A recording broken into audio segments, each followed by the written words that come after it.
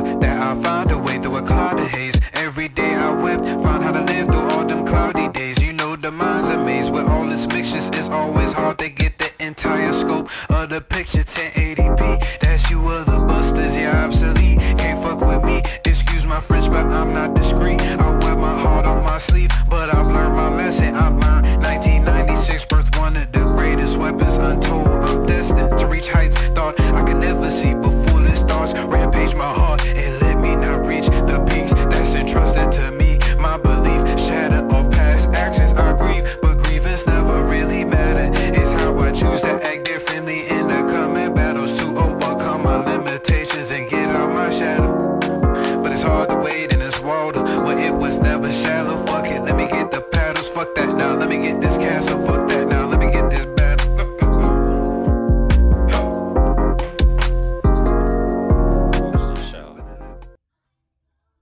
Welcome, anime enthusiasts, back to Squad Nero, the ultimate destination for all things anime. Whether you're a seasoned otaku or just taking your first steps into the captivating world of Japanese animation, you have found your home. I'm Rob, aka Sage, and with me today, I have, as always, my recurring brethren, Chef D, T Smooth, and Croco, your guides through the vast realms of creativity, epic adventures, and heartfelt stories that anime, animation, and gaming have to offer. Join us each week as we dive deep into the latest releases, explore hidden gems, and discuss the hottest topics in the Blerd community.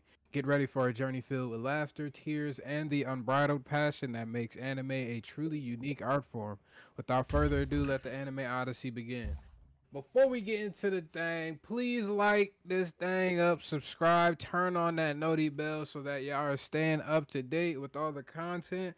I would especially do it this week as we have some of our members from Squad Nero going to be at Dreamcon, and we will be giving you live update feeds of what's going on throughout the day-to-days of Dreamcons, probably even some behind the scenes, and a little bit of the nightlife as well. So make sure y'all tapped in for that Dreamcon this weekend in Houston.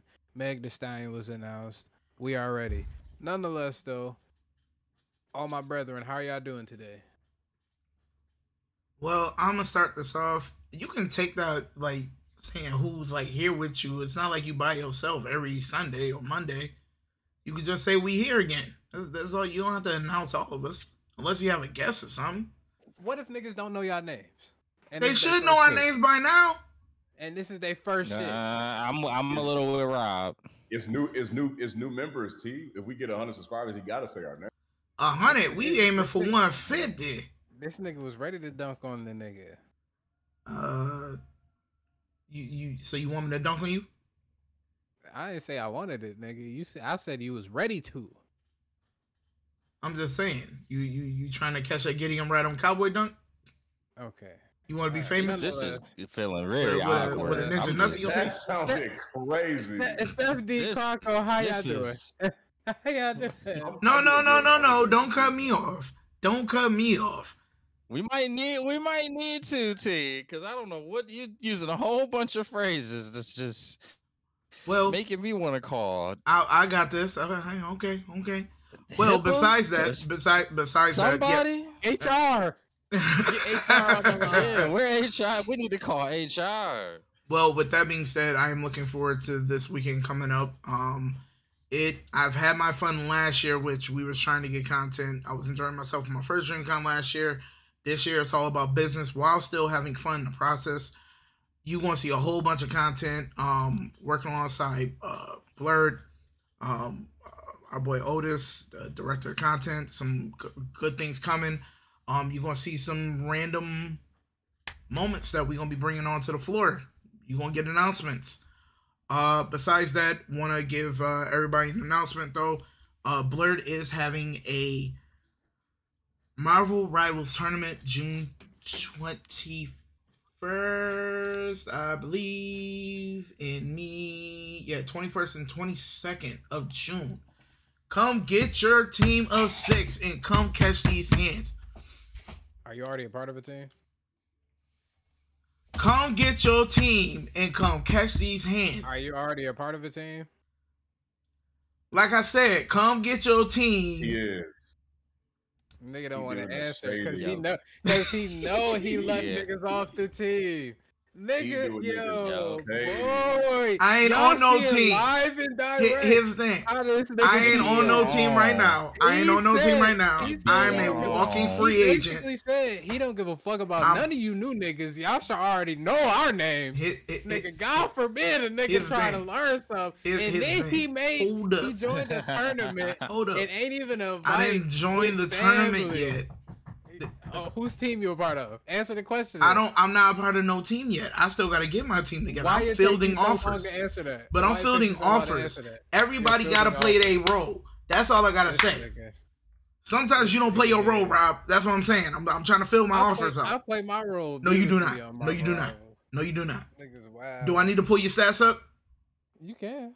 You want me to pull your stats up? Go ahead. Yo, D. See, I've been Crackles, I'll let y'all go ahead and do your thing. Hold up. Ready. I don't know if I'm tournament ready, but I would do it for Squad Nero. We waiting. Hold up. Keep going. Talk about what y'all gonna be. What y'all want to do at Dreamcon and all that good stuff.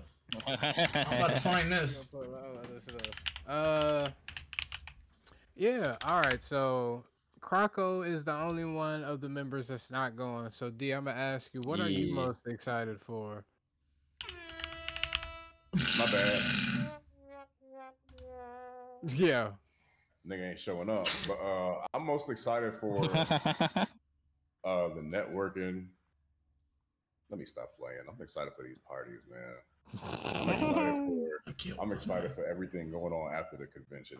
Meg being there, that's cool. Everybody walking around, mingling, politicking, that's cool. But it's Houston.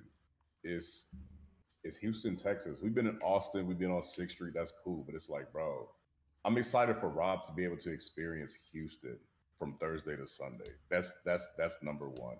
Number two is definitely excited to see everybody at George R. Brown, seeing the vendors, seeing the art that they're going to have on display this year. The different breakout groups and everything is going to be cool because there's more than enough space at George R. Brown for everybody to get into some of these events. Even if they didn't RSVP, there's still going to be a lot of space. So I think the overall weekend is just going to be exciting though. All right. But the late night, yes, sir. Even though you're not going, Niall, what's some things that you're excited for even us to try and the networking for sure. It was from literally every as a group. There was a lot of members from our podcast last year who was their first time going. So I think that kind of brought it just kind of bring its own excitement and thrill. But I think that this time around, you already kind of know what to expect. I think everybody just can kind of go into it trying to figure out how they can kind of represent Squad Nero and also represent themselves to the fullest. So I'm excited about that for you guys. Outside of that, it's some things I can't share on camera that I'm excited for. We ain't talking for about y'all that. for Dreamcon. Rebound. But I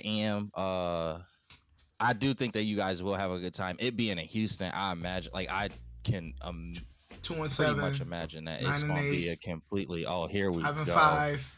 Here 4-9, 9-11, 3-3. Bypass all the ones that's green. How did you even bring up his stats? Yeah, what the hell? Tracker.gg. How did you? T is a generational hater. 44% win weight. Absolutely. 44%. Bring mine up.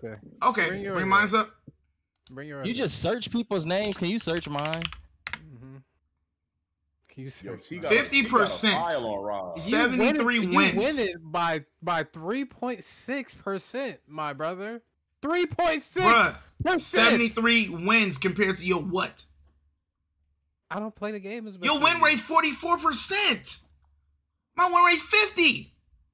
Okay. Hold on, let me see my. Can you do? Is it just for PC? 20. 6%. One bad game, then the rest of that 20, 23, 22, 17, 10. 6, 5, and 18 assists, carrying the team. 26 and 0. 6, 5, and 18. Hold on, you be using Score girl, Namor. Not more. Mr. Nimbus. Now, how many of these games was you playing with somebody? So many different characters. Most of these games I play by myself. Mm-hmm. Yeah, You 36 sure about and that? 3. Y'all don't be hitting me 36 and up, so 3. I'm the same. 36 and 3. Ugh. What's your joint? Hold on. I don't even know how we got to Is it this. just my? Is it Do Croco? Now I'm Hold gonna on, make sure. Croco. Nah, field your offers, nigga. I'm a join the complete opposite team. Taco. I think it's the I'm Croco gonna Taco. join the Croco complete Taco. opposite team. Nigga wanna talk all this shit. Now he got me hyped up. No. Now he got me on fire. Hold on. What is this? I'm gonna cook the shit out your ass. Oh yeah, that's me. Look Them at that. definitely the characters I use. 47.7%. Niall's better than you. Just because the win percentage is a better percentage don't mean that somebody's technically better than somebody else. 11 and 6, 22 and 6. Yeah, one bad game here. 21 and 7, 24 and 6. You see this? He's doing his thing. You can bring this up. He's doing his All thing. right, y'all out making here. me feel good. I might join this tournament, Blerd Marvel Rivals tournament in June, y'all. We about to get a squad together. Excluding T. Oh, I already got my ringers. I'm ready to run with. So I'm just saying. If This they nigga need me talking to heal about the he whole better time than I'm healing. offers, nigga already got the team. Yo, T waited damn near 2 weeks to tell us. Right? Mhm. Nigga waited until the last second. Oh, y'all can sign up for it now, but I got my team technically.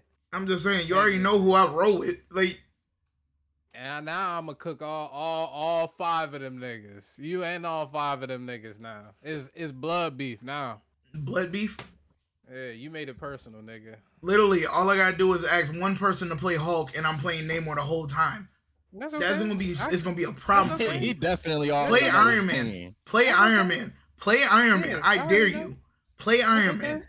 Nah, I'll play with other niggas too. Gamma squids, baby. You Gamma figure that out. squids. Yeah, you figure that out. You ain't the Trash. only one that can have gamma squids, nigga. Trash. You ain't the only one. You're trash. We gonna get boogie. Y'all keep in mind. We give y'all the specific more details once we get closer to the date. But if y'all want to tune in to that, that's gonna be over at Blerd. I'm guessing they're gonna be live streaming it from their end. Yes, sir. But yeah, we got some. I'm excited. That's something else that I'm excited for. I know that our co-host here, T, is also doing a lot of stuff with Blerd. We really appreciate Blerd and want to do everything that we can do to support Blerd. So I'm very happy and excited to see what kind of comes from that. And not only for Dreamcon, but also in the foreseeable future as well. So it's a lot. It's definitely a lot. Last year, there was a lot to be excited about, but I think going into this year, between the environment change and just the preparation that Squad Nero and just y'all as individuals have for it is probably the most exciting part. What about you? That's T? it. You said what? What about you, T? Did you already respond? Oh. Okay. So, like I said, I think I did say it. Yeah, we're gonna be doing a lot. I'm doing a lot with Blerd. Anything that they need help with, I told them I'm here for it. Any great way, I'm trying to network it with as many people as I can. Trying to see if we can get the subscribers, even if it's not me getting content per se, but being able to talk to people and let them know we here. We want y'all to come onto our show. We want the guests. We want to talk about everything under the sun. We love hearing other people's mindsets on different anime that they watch and compared to what we watch, so that we can at least come together on some senses on maybe they might have some crazy hot take and one a good explanation why they have that hot take. Having like some good debates and whatnot. So I'm looking forward to this. Looking forward to dressing up in cosplay again. Anybody watching this, if you're gonna be at Dreamcon, your boy gonna be Taro Sakamoto. And then gotta pull that chopper out and be that Tony chopper, baby. Got the hat, hooves, everything. We out here. All right. So we got the Dinner Nerds video. We got some brief topics. Obviously it's a shortened weekend, I guess you say, with the holiday. We just got some quick topics that we're gonna go over. Oh, we could add the trailer, since we were talking about Marvel Rivals, the trailer for Ultron being added to the game. When is that Wanna do that. happening? Is it more than just Ultron too, or 30th. is it just Ultron? So- Just Ultron, they're gonna be changing out some team up abilities as well, taking some out, adding some new ones in. So one big thing is that is coming for the update. Rest in peace, Jeffrey Hocktua Jones. They have openly destroyed this character. You can have a limited amount of bubbles out. You can't have more than 3 bubbles out at a time. You can only stay under. You can only be under the ground like swimming for 6 seconds. Good. We ain't good. Good. Can you say that name one more time? Oh, his name is Jeff the Land Shark, aka Jeffrey Hocktua Jones. He spits water on people to heal them. Okay. That's why his name is Jeffrey. He was like, bro, you got to do a little bit more than this. I was like, no, that can't be no real name. Jeffrey Hocktua Jones. Yes. He's the only character I got to Lord, and they destroyed him, so I can't even play healer right now. Yeah, good. This for rivals? Yeah. They got a But fucking. what's the actual character though? He's a land shark. No, actually, he's been in Marvel for the last like several years. He has been. Yeah. A land shark? Yep. Yeah, heals niggas by spitting on them. Dude, that little underwater thing that he do where he drag you. Everything about this about to be a pause too. But So, that little water. I got you. Now I'll take the L on this. So D, do you remember the meme from the great Reverend T.D. Jakes? Have you ever been swallowed? Yes, You remember that? They- So they literally made that a character. his ability, he'll go underwater, Niggas whole. and whoever's like in the vicinity of his circle, he'll engulf them, and you can either kamikaze yourself off the side with them in your belly, or you can spit them out off the side.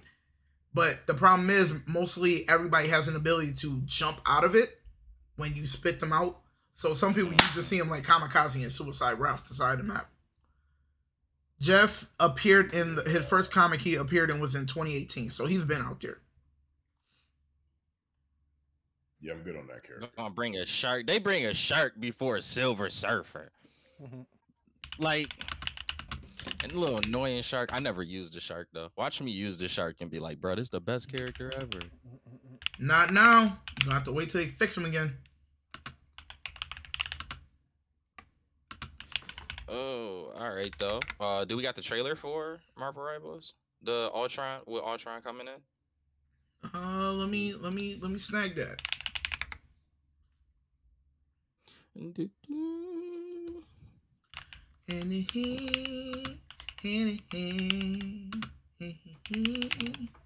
I did.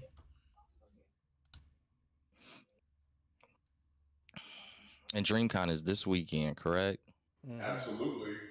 I'm gonna say absolutely.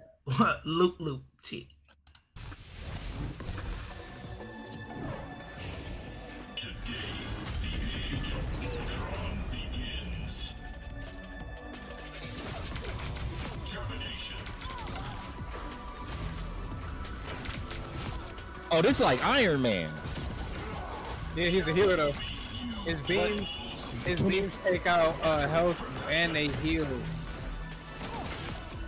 Oh, so he got the little veil that Cloak and Dagger got. Now does he like levitate higher or is he more grounded? You can do either or. But look at the little minions he got though. Yo, against the ooh. As a healer, you see as it's healing, as it's damaging the other Oh, he about to replace Iron Man for real, for real. For a healer, he's gonna be a fucking bitch to have to deal with. Iron Man with a heal? I already know. Bruh, he drops Dreamcon weekend. To have a team up. Him and Iron Man are supposed to have a team up as well.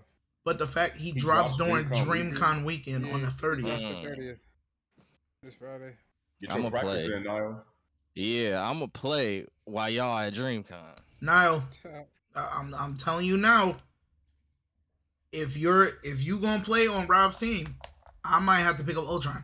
You ain't gonna like it. Nigga, we are going to cook your ass.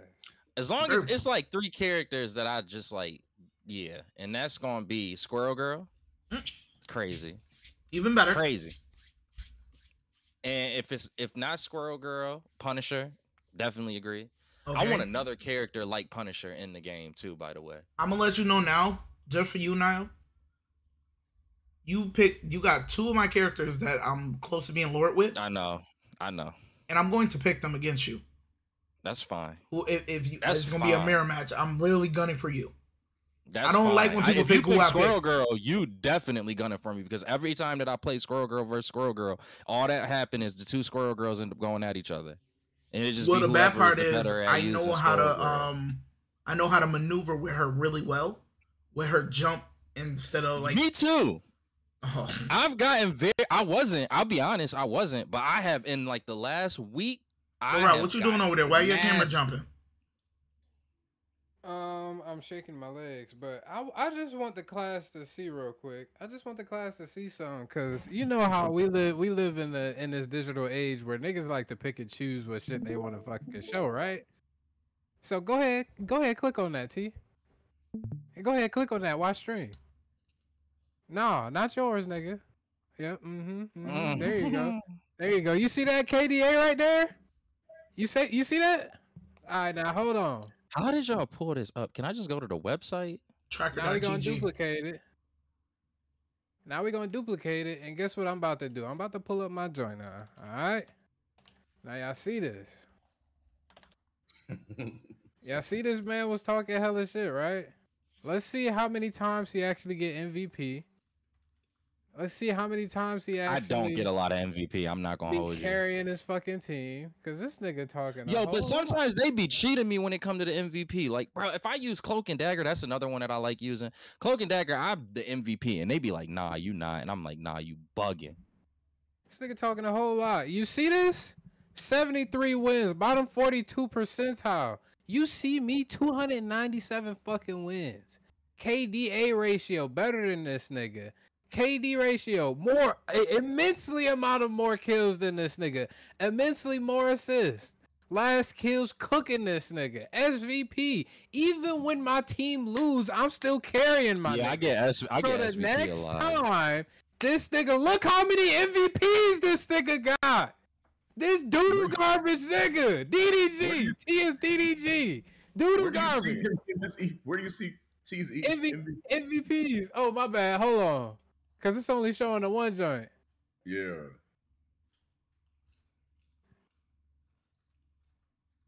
Damn it. It's only showing that one joint. All right, hold on. Fuck. Hold on. How you find this website? Oh, damn. Hold on. So like I was saying, back to the topic at hand. So we were going to discuss the Anime Awards that just went down this weekend for Crunchyroll. I don't know why you keep trying to bring this back up. I'm not putting this on the screen. Why It's not? blasphemy that he's talking. So Why Anime not? of the Year went to Solo Leveling. Yeah, nah, y'all pull it up on the screen. Since he don't want to pull it up. So Solo Leveling won pull it up on the Anime screen. of the Year. It won Anime of the He Year? says, switch that topic Yeah, up. right. Nah, come back. Nah, you want to do all that talking? Come back, nigga. 6 MVPs, come back. Where you at? Now you want to run from it? You was picking and choosing. Come on. Yeah, come on. Yeah, you see that? Now guess whose numbers these is? Damn, T-Rob got you on that one. Come on, man. Nigga talking hot shit. Look at all of this graph, nigga. This shit look like fucking Tua's numbers throughout his career. Oh my gosh. Nigga ass. Throughout his career, niggas been playing for like 2 months. Ass. Come on, man. He wanted to talk all this shit just because he probably had a better team. Nigga only got 1 win above, goddamn. Meeting it in the middle. I'm not too far off. Come on, Then man. Rob talking about he don't play that much. How you get almost 300 wins? Almost 300 wins? Yeah. Oh, Niall said he don't play that much. Never mind. I play a little bit. Max Kill Streak. Cook that nigga still. Damage. Cook that nigga. Healing. He was talking all this hot shit about healing. Cook that nigga. More than double. Damn near triple his numbers in healing. But I'm the nigga that need to be worried. All right, bring your bitch ass name more out. I'm gonna cook that nigga too. You can go ahead. Go back. Thank you. I rest my case. T been quiet since this drop.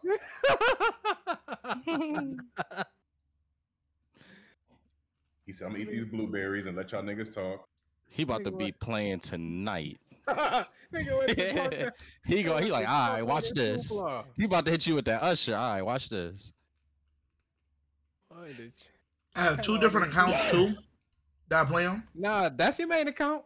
No, Trust me. my main account is the PlayStation one that you showed, but this is on PC where I'm just doing dumb stuff. 53% win. My KD's a 3.78. 44 wins. 294 KD. 26, 22, 27. And look where I'm at. Oh, platinum. Don't worry, I'll wait. That's it. How you get to higher levels like that with the whole platinum and all of that? That's playing You gotta ranked. keep playing competitive. Yeah. Look at that. Look at that, Rob. Nigga using the PC, the handicap account. All right, but we got 64 subscribers now. Hey, okay. Shout out to that too. Shout out to everyone who follows Squad Nero. We appreciate y'all. We appreciate y'all. But all right, back to the anime awards. You were saying Solo Leveling won anime of the year. I'm honestly astonished that Solo Leveling won anime of the year. I would have thought Dan would have gave a run for his money. I think it was the popularity. D kind of was speaking on that before. See, but that's the problem though. Like my thing is, I love it. I love Solo Leveling. I do. But it's like it's just so much daggone hype. Dan was really good. Kaiju number 8 was really good. Yeah, there probably was better. There definitely was better. But you gotta realize, I would have said Dan. It's probably a younger demographic. Like it's young niggas that talk like these streamers like Aura Farm and I'm doing this and that. It's a lot of young niggas that's like, dog, Sun Jin Woo is this and this. They not necessarily growing up the same with the anime y'all was watching. Like y'all, when y'all speak on waiting weeks to watch an anime, they get this. We in this instant gratification culture now. It's like they gotta wait 1 week for epic battle, 1 week for another epic battle. Y'all niggas talking about Dragon Ball Z. You waited damn near 4 weeks for niggas to speak 10 lines and throw 10 punches. Yeah. So if they able to get a full season of niggas throwing hands, all this cinematic art, they're like, oh no, this is number one. This is number one. They ain't really gotta wait for story to develop or nothing like that. So it's probably different for them. Yeah, I'm 100% with D. I think everything he said absolutely right, bro. You just got to think about the generation we in. You got to think about how Solo Leveling was giving that content out. Just like he said, we got back-to-back seasons in 1 year, and it was just hands the whole time. Yes. Anime film of the year went to Look Back. I don't know what that is. Have not seen any anime films in a long time. I'm not gonna lie. But my thing is, Haikyuu, the dumpster battle, was really good. I didn't watch Spy Haikyuu Family. Is usually really good. If it beat out Haikyuu, that almost make me want to see what's up with this. Even though that's a wild title name. Yeah. Look Back. Without knowing anything about this film, that is wild. Well, It's called Look Back. Look back. Look back at it. Hey. My Hero Academia, Your Next was really good. The whole thing. I'm gonna be honest with you. I've seen Haikyuu. I know that it's really good. I know that it's very popular. If this beat out Haikyuu alone, because I know if they did a movie, even without me seeing the movie, I know if they did a movie, it was really good. And I trust your word on that, T. This movie must be, I don't know, it might be a romance. The romance usually kill it for the films. So that's what I'm thinking it is. It's just probably like a tearjerker. They always gonna clean up with stuff like that. Global Impact Award. Attack on Titan? That's different. I don't know what else was the nominee. We gotta know what global. Yeah, what is global impact So, categorized as? congratulations, They Attack didn't on even say Titan. Demon Slayer either. Attack on Titan. Congratulations. We didn't see who the nominees were, so we're gonna let y'all rock. Attack on Titan came out in 2025. The final chapters, the movie and final, stuff. yeah. It came out this year. Last year. These are all. Okay. It brings into account everything that came out in 2024. Oh shit! Oh, I'm stupid. Yeah, 2024. So, best continuing anime series: Demon Slayer, Hashira Training Arc. I'm gonna be honest with you. When you have Bleach on there, when you have My Hero Academia, One Piece, Spy Family, Spy Family popularity is through the damn roof. And honestly, I would have probably gave it to Spy Family because they've been on a roll and the content has been very good. And I ain't even really caught up with Spy Family. I would have said Bleach personally, but I mean, even if it's not Bleach, it's not Demon Slayer. Facts. Oh wait, so if that's the case, hold on. But what did they release last year? Leveling then. What the hell? Yeah, that's a fact. 2. That's a fact, though. Like, you would have thought if it's just in regards to popularity, though, it would have ended up just being Demon Slayer. Because I would imagine that's still more popular than Solo Leveling, even at this point. Yeah, but Solo Leveling season 1 wasn't better than Dandadan. It wasn't. That's what I'm getting. I'm like, oh no, I forgot this wasn't including season 2. They tripping on season 1 of Demon Slayer. But off season 1 alone, do you think that the points you made about the hype that was around Solo Leveling still existed for season 1 enough to where that season 1, the main thing we focused on was that egress. Yeah, I don't like that award either. That's fair. Yeah, season 2 was when we got all of the aura fights stuff, and everything, yeah. and it's like over Dandadan and what was the other, and Kaiju number 8? No, I wouldn't take it over Kaiju number 8 and Dandadan.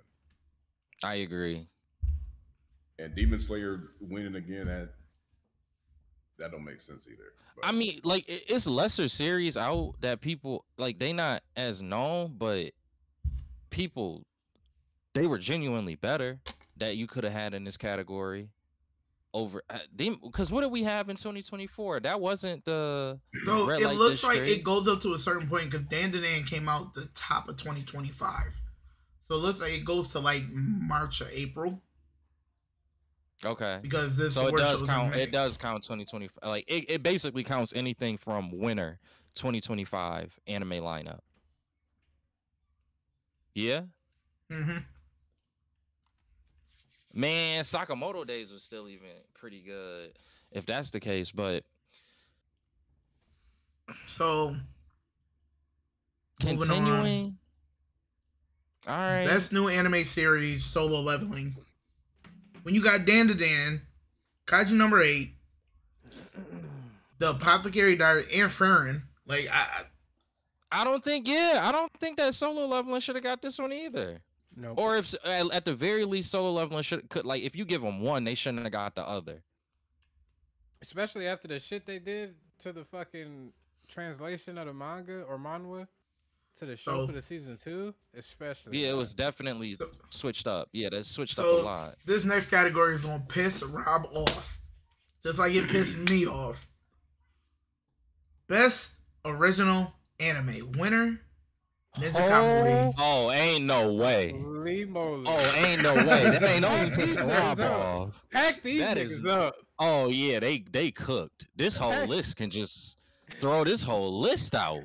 Pack these niggas up. What's the other original anime that they got there? I know one can beat it. Buchigiri. I feel like I've heard of that before. People have told me about that one. So off rip, I've never even watched Buchigiri. It's automatically better than Ninja Kamui. Girls Band Cry, never heard of that. Give it to Girls Band Cry for all I care. Any one of these could be there. Jellyfish Can't Swim in the Night might be a fucking banger. It gotta be better than that bullshit Ninja Kamui. Ain't no way. Train to the end of the world. Take me. Take this fucking take Ninja Kamui to the end of the world. Matter of fact, jettison that bitch to space. How about that? I feel like we all should take one. I feel like we all should take one of these original animes here, not Ninja Kamui. We all pick one, watch it, and come back and see what we thought of it. I still So- can't remember how that wouldn't be mad motherfucker at that. ended. So my thing I is wouldn't be this, mad at Sage, it. I'll let you take first pick. Which one of these you gonna sit down and watch? I'm 'Cause we watching got- Bushigiri. Because we got 2 weeks. We got 2 weeks. Since we're not doing anything next week because of Dreamcon, I feel like we should watch these and see if it's way better than Ninja Kamui. One's gonna be left out, but that's just for the viewers to decide. All So we you need is took- one to be better. So you said Buchigiri, Yep. D.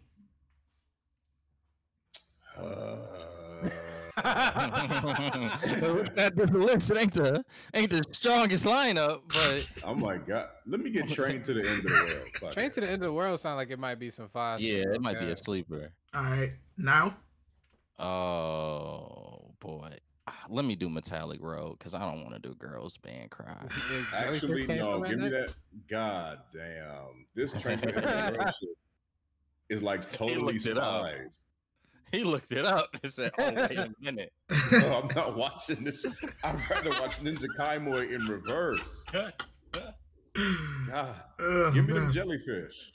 All right, I guess I'm going with Girls Band Cry. I'm not doing that Train to the End of the World since you said it's like totally spies. Yeah, this shit. Well, T, you might like it. No, this metallic joint look alright. All right, so Metallic Rob, you got Road. Buchigiri. Mm-hmm. Now got Jellyfish Metallic Can't Swim. Road. Oh, Metallic Oh, I Road. think I saw an episode of this. But it already this show definitely. I know this one. Yeah, that cleans up Ninja Kamui already. And D got Yeah. Jellyfish Can't Swim in the Night. So I got Girls Band Cry. We all sit down, watch it. I'm pretty sure it's only like 12 episodes. We should be able to eat through it. So report back which one's better than Ninja Kamui. All of Yeah. them. That was all the awards. Best No, animation. not yet. Slayer? Best I can see animation went to Demon I can see Slayer. that. Should I went to get Dan that. That's the one I get. Like It's even held, if it's you, even if literally it's held not an by art his you like, animation. yeah, it's like even if it's an art that you don't like, or if it's an art that's lackluster, no matter what, the art in it is gone. It's just superior to a lot of things that come. I can't think what has been better than Demon Slayer at this point. In terms of art and animation, Like Demon even Slayer? right now, like what Damn, the is only it- thing is it really better though? Like I mean, put everything that came out with Demon Slayer against that first season of Dan to Dan. Is there not a moment where you looking at Demon Slayer like, all right, This- no, that was the something cube, the Chinese joint, Super Cube. super cube. Super Cube is nice. I don't know if it's beating out Demon Slayer though. Like, Demon bro, Slayer is just unique with those the colors. train arc. Yeah, bro, go back to like the train arc as an example. And it's only gonna get better too. Oh lord. Yeah, they probably gonna win that award for the next like 4 or 5 years. Yeah. Best character design, Dan to Dan. Okay, we'll take that. We'll take that. I'm cool with that. Good stuff, Dan to Dan. Even though it's a little freaky. I think Dan to Dan should have won a little bit more of these categories. Yeah, I have no idea what this is. Best director. Frieren. Frieren is, I can see that being there. And from what everybody always say, I really want to watch Frieren. That's really the one I want to watch. It's in our intro. I think. Oh, I'm pretty confident it's in our intro video. yeah, It's I the thought that last- lady looked familiar. Yeah, that it's fire from what everybody has said is fire. So I get that one probably getting something there. Best background art.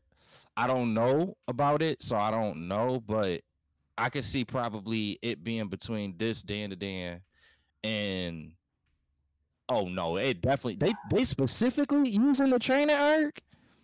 I thought It's the they was last one that using came out. the It was the last one that came out. oh, I thought they were using like the red light district or No. something. All right, well, I would say Arc that did that look one would good, be. but it only looked good for one episode at the end.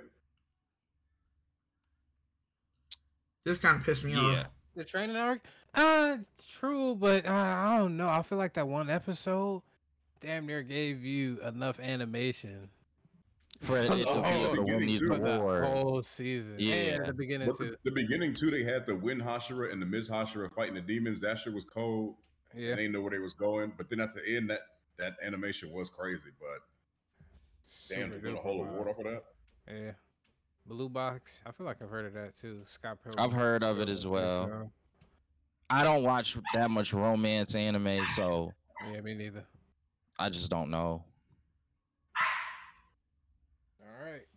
Yeah, got any more? So my thing is though, why couldn't Scott Pilgrim Takes Off win? I knew you was gonna say that too, you even couldn't without give me me knowing any of these categories. You couldn't give me that Where you see Scott Pilgrim at? right here. He got it highlighted now. Oh, my stream's slow. Because what the hell? I'm still on Demon Slayer. Yeah. All Oh, I right. see it. Okay. Best comedy anime. One, why You is hate Dan this Dan one. not up there? Why is Dan Dan not up there? Nah, Now, I'm not mad, but that's the thing. I'm not mad about Masha winning. Masha was pretty good. I'm not too mad about it winning. I wish Konosuba could have won this one though. But does it go back to the point that D made with solo leveling, where the popularity from Masho might have pushed it a little bit? Yeah, it's the further in popularity, yeah. category? Because I could see that I feel like that's what ultimately is going to happen. If you got two that's against each other, the one that's going to end up winning is probably the one that's just more popular. Yeah. This is like voting for class president at this point. Yeah. Popularity. It doesn't Honestly. even matter if the story good. Who most popular amongst everybody else? Who's- We'll give you the Mhm. fucking title. Who's spending the most bread on the All right. sponsorships or whatnot? Best action anime. solo leveling. Still beat out Bleach. Windbreaker should have won this one. That's all. all hands. Windbreaker? Yeah, it's hard. It's kind of hard just because First of all, Bleach has some amazing action. Dan has some amazing action. To T's point, Windbreaker is all hands. Kaiju number 8 has some great action. Yeah. It did. I like Kaiju 8's action. I mean, Jin Woo shit was cool, but I feel like Kaiju 8's action. You had I a sense agree with that these that. niggas could actually lose these fights. Yeah, I agree. I think Kaiju number 8's action scenes were more impactful than solo levelings. And again, going back to T's point, if you got a whole series where all they doing is fighting, what else is like? That's a lot of action. So I don't know. And then Rob, you could speak to how we talk. You know how we get down with Bleach, and Bleach been cooking with action. These last couple fights in Bleach, they've been cooking. So I think again, it just goes back to popularity. It's not that it necessarily has. But the bad better part is action solo scenes. leveling didn't really have fights until like 3 episodes in. Windbreaker had a fight right out the gate. Right No, out the Soul gate. Leveling did. They fought at the Red Gate. He fought the elves. Yeah, Not on the first He episode. had that was first. I'm pretty was sure like that was. first- No, second they episode. walked in the gate. It had to have been like the Oh, second that or you're third right. episode. It was second. Oh. It was second. But literally, episode. Windbreaker, every episode there's a fight. There's action every episode. Every episode. But do they have a character like Jin Woo though? Bruh, Sakura, that man's But a the monster popularity, though. The popularity. of Jin Woo, popularity, though, that- absolutely not. Every No. episode, he getting better. Yeah, Yeah, actually. not. But the popularity is nowhere. They leagues apart from between each other.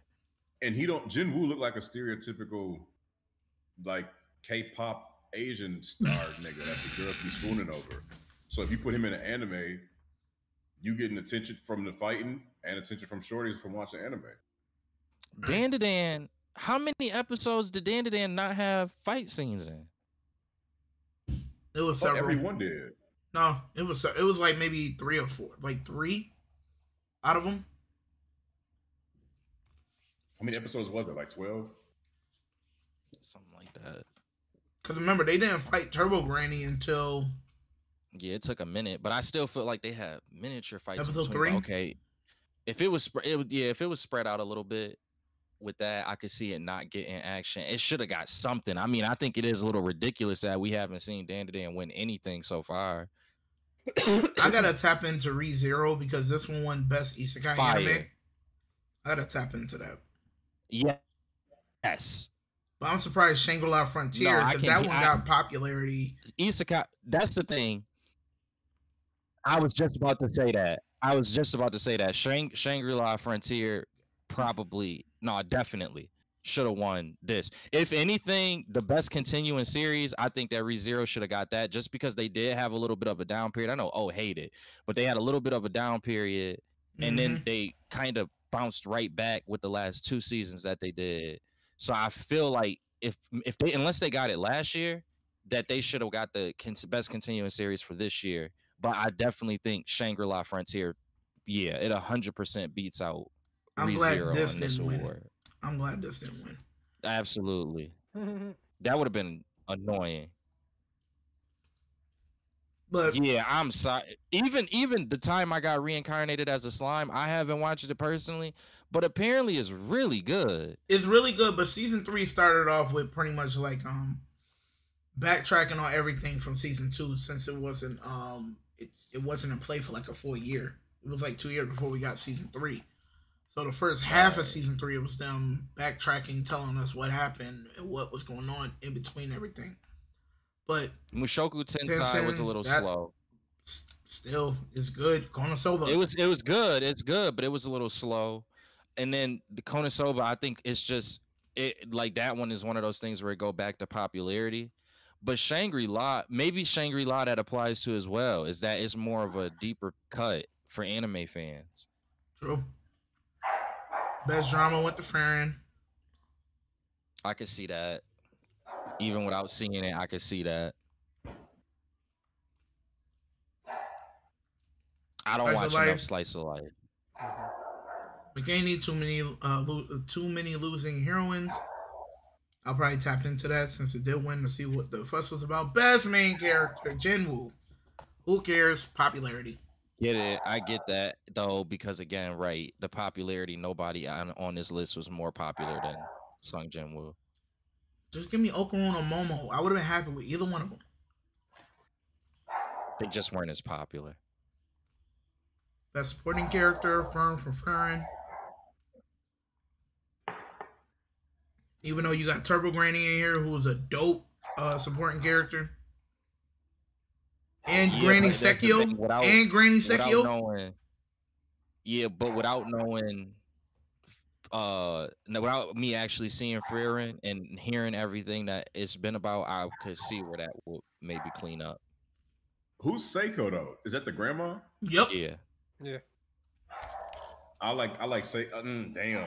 Of course, these horny ass niggas will pick Seiko on there. No. She's actually a good supporting character. I like Turbo. She Granny is a good supporting character. Turbo Granny as the cat was like actually pretty comical. I'm not gonna lie. Jesus. And it's also a really good. I do agree that both of them are great supporting characters, but again, without knowing Frieren, nothing. I like this category. At least so far. Must protect at all costs character. Anya won this one. Then you have Frieren, Okarun, Sensui, Tokiyuki, and Yuki. But I would have gave it to either Anya or Okarun. I would have either one. That's a child.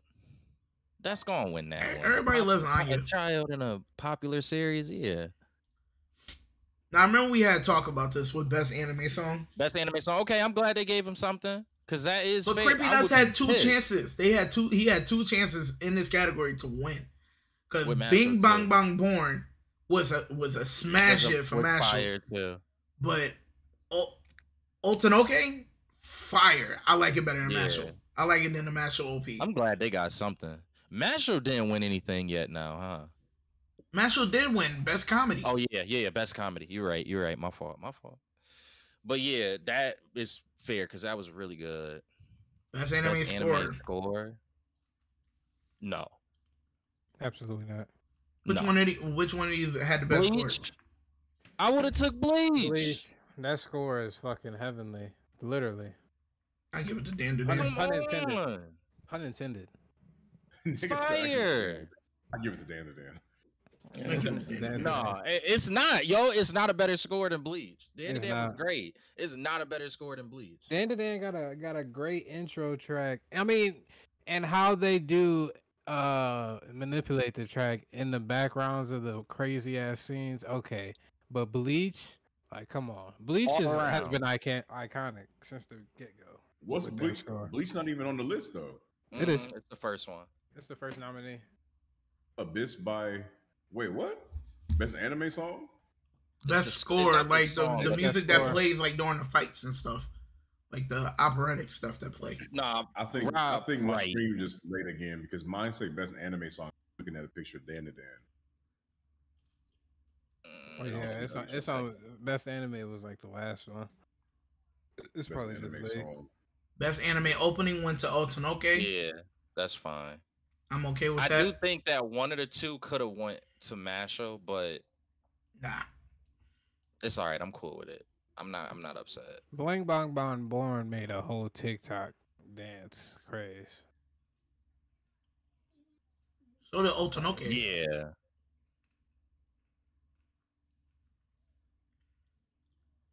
So best anime ending sequence, Request by Garage, Solo Leveling.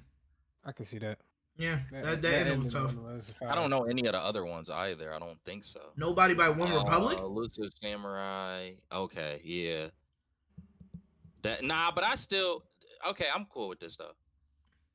I'm cool with that. I'm still. So cool with these that. are the voice artist performance. Oyuki won doing the voice of Mama for Apothecary Diaries. Arabic Hiba Sonobar won for doing the voice of Anya for the Arabic version. Brazilian Portuguese Charles Emmanuel for doing Sun Jin Woo. Oh, I want to hear that. Castilian Spanish Sun Jin Woo. Masumi Masuda. Oh, they just sucking solo leveling at this point. Best anime voice Like for all English. Alex They Lay. gagging- they Yo, but gagging here's the on thing this though. shit, bro. Alex Lay though, he's a beast with doing Sun Jin Woo's voice. For the simple fact, he literally played with it on a TikTok video when he was trying to do the Arise, and he was doing different versions of it just to make people laugh. Like, oh, son, say Arise for us. Say Arise for us. First thing he says, "Wakey, wakey." Like he's just doing different dumb stuff to try and make people laugh. Wow. I don't listen to none of the dubs. Yeah, me neither. I go straight Japanese. I'll read. I think they do the best voices. I'll read it. I'm at the point where that's just where I'm at with anime. I want the original source. The So, conviction in Kafka- the original source is the best.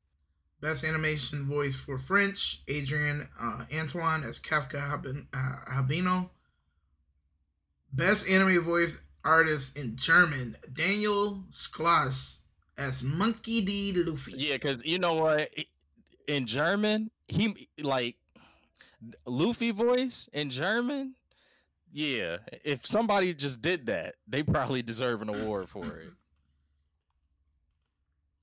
In Hindi, Satoru Gojo, Lohi Sharma. Yeah, hold on. Jujutsu Kaisen ain't win none of these other categories. Nope. Mm-mm. It's only with season 2. Where they been Season that we fucking- haven't gotten season 3 yet. Season two was fire. But been season 2 slobbering was fire. all But over like here's the fucking- thing: season 2 came out in what? 2023. 2023, right? Yeah. Yeah. Finished That's off in why it's 2024. been- No, it's it's been- recency. It's just recency bias then. Yeah. It's so much Popularity, recency bias, all the things typical of our well, generation. so much, but the thing is, so much content has came out past that point. Like, some people gonna find other stuff better. It's not though. Like, dude, the fights in Jujutsu Kaisen season 2 definitely beat out, bro. The hold on, the fight between Maharaga and Sukuna, was that season 2? Yeah. Come on, what is solo leveling? Was so I would great. say I would agree with Nile though, because even Jujutsu Kaisen, I feel like that fight was better than some of the Sun Jin fights. Yeah, bro. But that's 20. Damn, It's it is recency bias. It's just recency Yeah. bias. That's literally all it is. That's crazy. Best anime voice artist performance for Italy, Ilya Pellicone as Kimoto for Look Back. I might have to tap into that movie. Latin, Spanish, Miguel Angel Leo as Aaron Yeager. Lord have mercy. They And- have awards for every fucking thing, don't they? Yeah, and that's it for Crunchyroll Awards.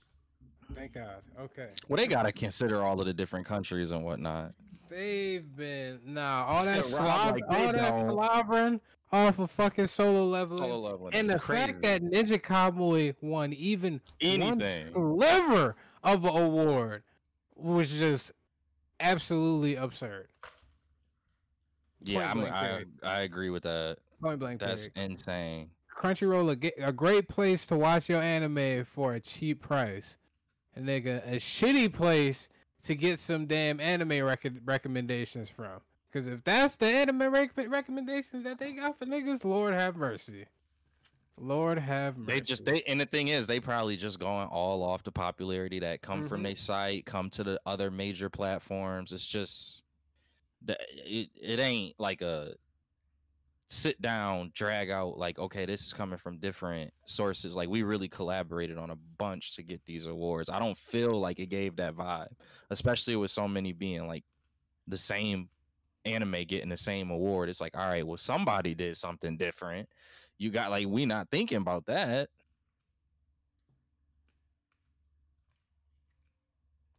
Yeah, I don't know. Yeah, but It's with so cool. much anime coming out this summer, it's about to be bananas. Yeah, it's gonna be a good summer for anime. Last summer wasn't that bad, but this would be better.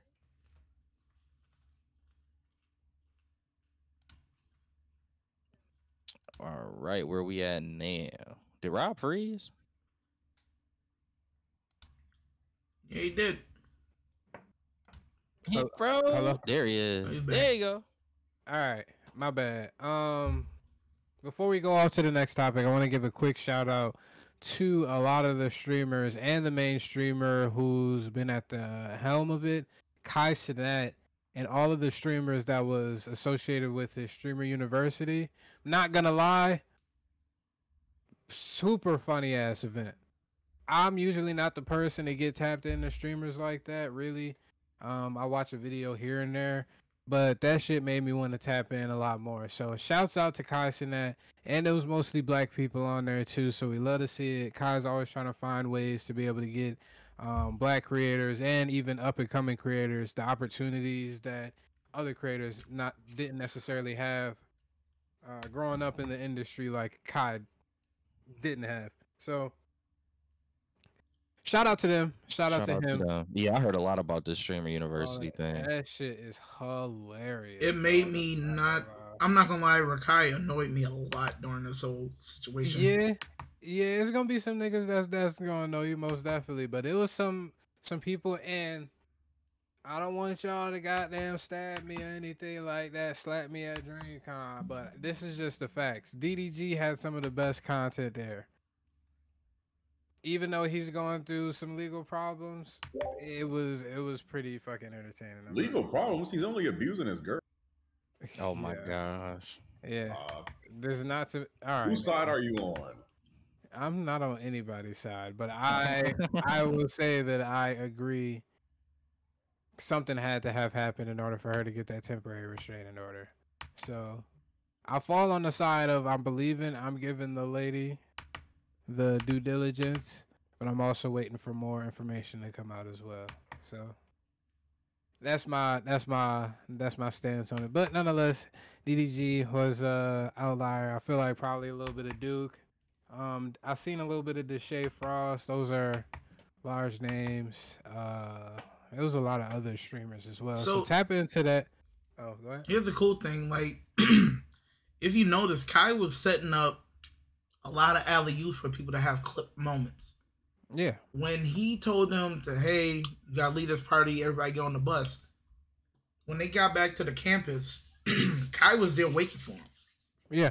So if you notice, Zeddy Will said something. Deshaun Frost said something. Like, who else? Ty Lil said something, and they got those clip moments. Mhm. But you got some of the streamers didn't catch it, and they were like, "Oh, Kai, boom," and Yeah, it's like you it's a want learning them, experience. yeah. But It's a learning experience. I'm hoping, in regards to this, that when he does this, he gives a little bit more to the low end streamers. I got like maybe less than 1,000 followers or subscribers. Yeah, you can only do so much though. Like at the end of the day, it's on the specific streamer if they want to take it up another level. Cause like you're saying all of this, but it was some lower name streamers that was in the mix of fucking everything that was going on in Streamer University because they outwardly put themselves out there. It's not to say that Kai can't probably help out the smaller streamers, but at the same time, this whole event was to help them out. It gave them a platform to be able to mix around with people who have double to triple their own entire what is the word? What is the word? Audience and everything like that. Opens them up to different audiences, opens them up to actually understand the game of content creation, at least in the Twitch. I'm not gonna lie, what it reminded me of was various skits, like Dave Chappelle skits, not on the same level, obviously, but it was Chappelle skits for Gen Alpha niggas, the most recent generation that's out right now.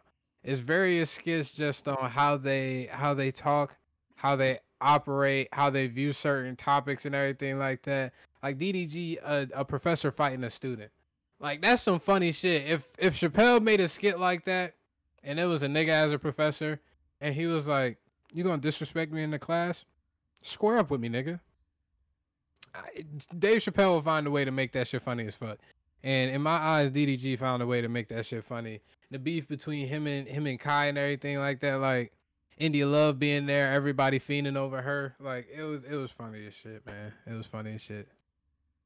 But yeah, I think the smaller content creators that was there and knew what they needed to do, I think they did what they had to do. Like Ty Lil, I guess some would say is a smaller content creator in comparison to everybody else. And yet you've seen him at the forefront of a lot of things in that streamer university. So it's all who capitalized on the opportunity, I guess you say. But shout out to him. Lastly, we have this. Oh, what is it? Marvel. We got some more Marvel news for y'all. Obviously, this is coming on the heels of the news that Secret Wars and Doomsday are both being delayed 7 months apiece. So they're releasing in November/December, if I'm not mistaken, later on in the year, of their respective years. So Doomsday late next year, Secret Wars the following year late. So now everybody's speculating. They thought that Spider-Man would be delayed as well, but it doesn't seem like it is. And I think this is a smart decision for Marvel. It gives them more time to be able to work on their big blockbuster films, but also it doesn't muck up the timeline of the movies. It would be a lot easier to have a Spider-Man film set before the events of Doomsday, and it actually released before Doomsday instead of having a Spider-Man film that releases in between Doomsday and Secret Wars, and it's technically supposed to take place before Doomsday, and like it would just be a lot. You know how niggas is dumb nowadays. So the moment that they try to use their brain to try and figure some shit out, it's just gonna make it worse. So I'm glad Marvel went this direction, but we do have a video from Den of Nerds. As always, shout out to Den of Nerds. Talking about some new and interesting details. So let's tune in. Or reports. Welcome back to the Den of Nerds. I am Josh, and we got to talk about this crazy Hulk Spider-Man 4 shit. Oh my god. Guys, I'm hearing it's real, man. I'm hearing this is absolutely real. I want to explain what's going on. This isn't like the other Spider-Man rumors. Like, this clearly seems like it's new. This is the new direction of the film, and it seems solid. It's coming from solid sources. So let's start with the actual story, and then I'll tell you what I heard from sources, because I can add even more to this, and it's like, bro, what? So this comes from Nexus Point News. It's an exclusive. It says, Mark Ruffalo is set to return as Bruce Banner in Spider-Man Brand New Day. Nexus Point News can exclusively report that Mark Ruffalo is set to reprise his role as Bruce Banner in Spider-Man Brand New Day. It's currently unknown what role Banner will play in the story or whether he'll also be portraying his alternate green persona, which I know about that and I'm going to tell you in just a second. NBN can confirm Bruce Banner's appearance will be much larger than a cameo, and Ruffalo will have a substantial role in the film. Oh boy, will he. Spider-Man Brand New Day will be Ruffalo's 10th appearance in the mainline Marvel Cinematic Universe project, which will be followed shortly by Avengers Doomsday and Avengers Secret Wars, respectively. Now, a couple of things here we got to get out of the way. It's a big role. It's not a cameo. He's back as Banner. They don't know if he's back as Hulk, but he is. And they mention in this article that Spider-Man is the next appearance for Banner, and then he will appear in both the other Avengers movies. Now, what that implies is that Spider-Man 4 will not be delayed. And I'm only bringing this up because Avengers, Doomsday, and Secret Wars just got delayed by 7 months. Now, Doomsday comes out after Spider-Man Brand New Day. And a lot of people are like, whoa, that's crazy. Maybe they'll delay Spider-Man because they were clearly planning for Doomsday and then Spider-Man. But the TLDR is Spider-Man has been being reworked and rewritten a lot over the past couple of years. The amount of rumors we've heard at this point are ridiculous. And even Tom Holland has come out to say that they had a script, but there's a lot of stuff they're changing. Nexus Point News also reported a couple of hours after this exclusive that Spider-Man 4 is going to film in the summer and wrap by fall. So if this movie is truly done by fall, it will have no problem being ready for July of next year. Now, we got to get into a couple other things, but real quick, I want to give a shout out to John Roca, the Outlaw. John Roca is the only person that I have known about, that I have heard about, that actually scooped that Hulk would be in Spider-Man 4. It was sort of offhanded on one of the Hot Mic podcast episodes. He and Jeff Snyder were talking about this, and Roca said he heard from a source that Hulk was going to be in this movie. He might have even said that Hulk was going to be the villain or something. I actually don't remember exactly what he said, but I do remember that John Roca had this first. So shout out to John Roca. By the way, when he scooped this, a lot of other scoopers that we think are pretty good laughed at him, said it was fake, and they look really silly now. So now let me tell you what I heard about this shit, because what the fuck? So I was told that Hulk is going to be the villain of the movie. Now, when I first heard this, I was like, wait a minute. Hulk's going to be the villain of the movie? Oh, dude, he could be the Maestro Hulk. That would be crazy, because we've heard a lot of rumors about the Maestro Hulk. But the fact that Nexus Point News is reporting that Spider-Man is still going to come out before Doomsday makes me think it won't be Maestro Hulk. And we've also heard these other weird rumors of characters like Boomerang and Tombstone being in the movie. And of course, you have Sadie Sink and possibly even Harris Dickinson being eyed for roles in Spider-Man Brand New Day. And there was this presentation recently done where we saw the Spider-Man suit. Now, this was a stock image from the last movie, but it's still an official showcase put on by Disney where they're explaining what the movie's going to be about. And this was where those characters like Scorpion and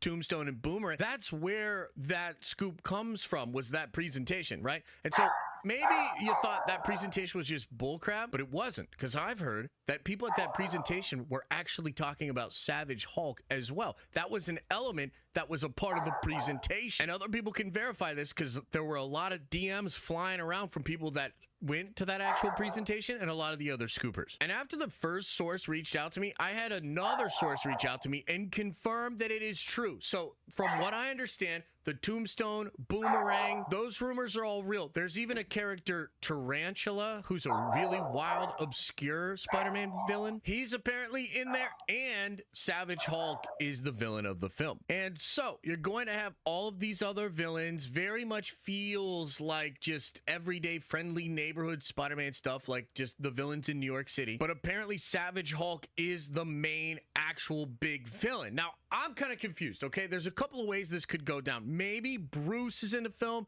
and he's just representing the Avengers as Professor Hulk, and maybe he's trying to help Peter or potentially even teach a class at Peter's college, because there's other rumors that Peter's going to be in college. And maybe it just is Professor Hulk trying to be a professor, and then he snaps in the third act and becomes the absolute crazy villain. But it is also possible that Hulk goes savage either off screen or at the very start of the film, because remember, Bruce Banner just saw what happened with Red Hulk. He understands that the Avengers need to be a thing. He might have even had conversation with Sam Wilson about this big threat that the leader says is coming. So I don't don't know exactly how all this is going to play out, but I've been told that Savage Hulk is the main villain. And if I were Sony and Marvel, I'd probably want to just put Savage Hulk right up front, right? Like just make Hulk the big draw to the thing, make him be crazy. And then that would technically allow for Banner in Doomsday and in Secret Wars to already just be back to being Savage Hulk, which would be a huge W. Thing we got to add to this comes from Alex Perez over on the Cosmic Circus Discord. Alex has revealed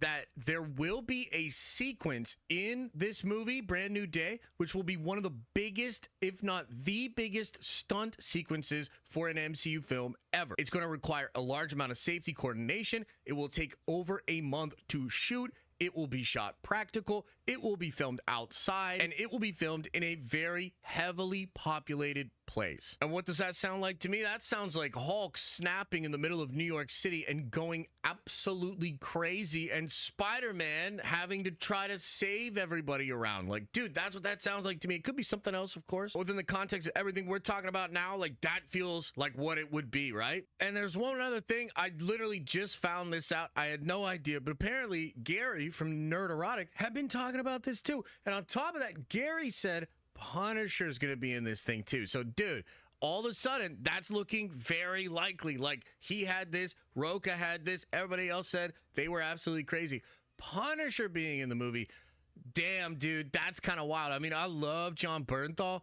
I mean, what is this? Is this gonna be like Spider-Man versus Punisher? Punisher's trying to take out all these different villains. Spider-Man's trying to be chill about it. There's also rumors of like the symbiote suit. Like, dude, what is this movie? This is kind of hard to figure out, but I will say this: Punisher and Spider-Man fighting against the Hulk, that is a dream come true. That could actually tie in to that big sequence that Alex Perez talked about as well, man. Oh my God, this could get really crazy, right? Oh boy. So holy forking short, we're getting big time Savage Hulk in Spider-Man 4. Spider-Man 4 all of a sudden seeming like a real fan favorite, but not multiversal project. At least that's what it looks like to me right now. Hulk versus Spider-Man, a bunch of other villains in there too. I mean, that sounds like a recipe for success. I'm super excited, and I can't wait to get the Savage Hulk back. Like, I don't know exactly how it's gonna happen, but we need Savage Hulk back, dude. We need it. So there you have it, the report, what I heard about it. Let me know your thoughts in the comment section below. And as I always say, I hope you are having an awesome and a nerdy day,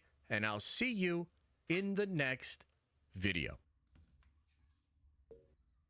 To my you do now, my dang, to the jiggle. Do you want me to Ain't no way. Kai Show Guy, thank you for joining us. We were just watching a review on some rumors that's kind of out there in regards to Brand New Day, and also about the delays on the Avengers Doomsday and Secret War movie. Yes, sir. What do y'all think about that?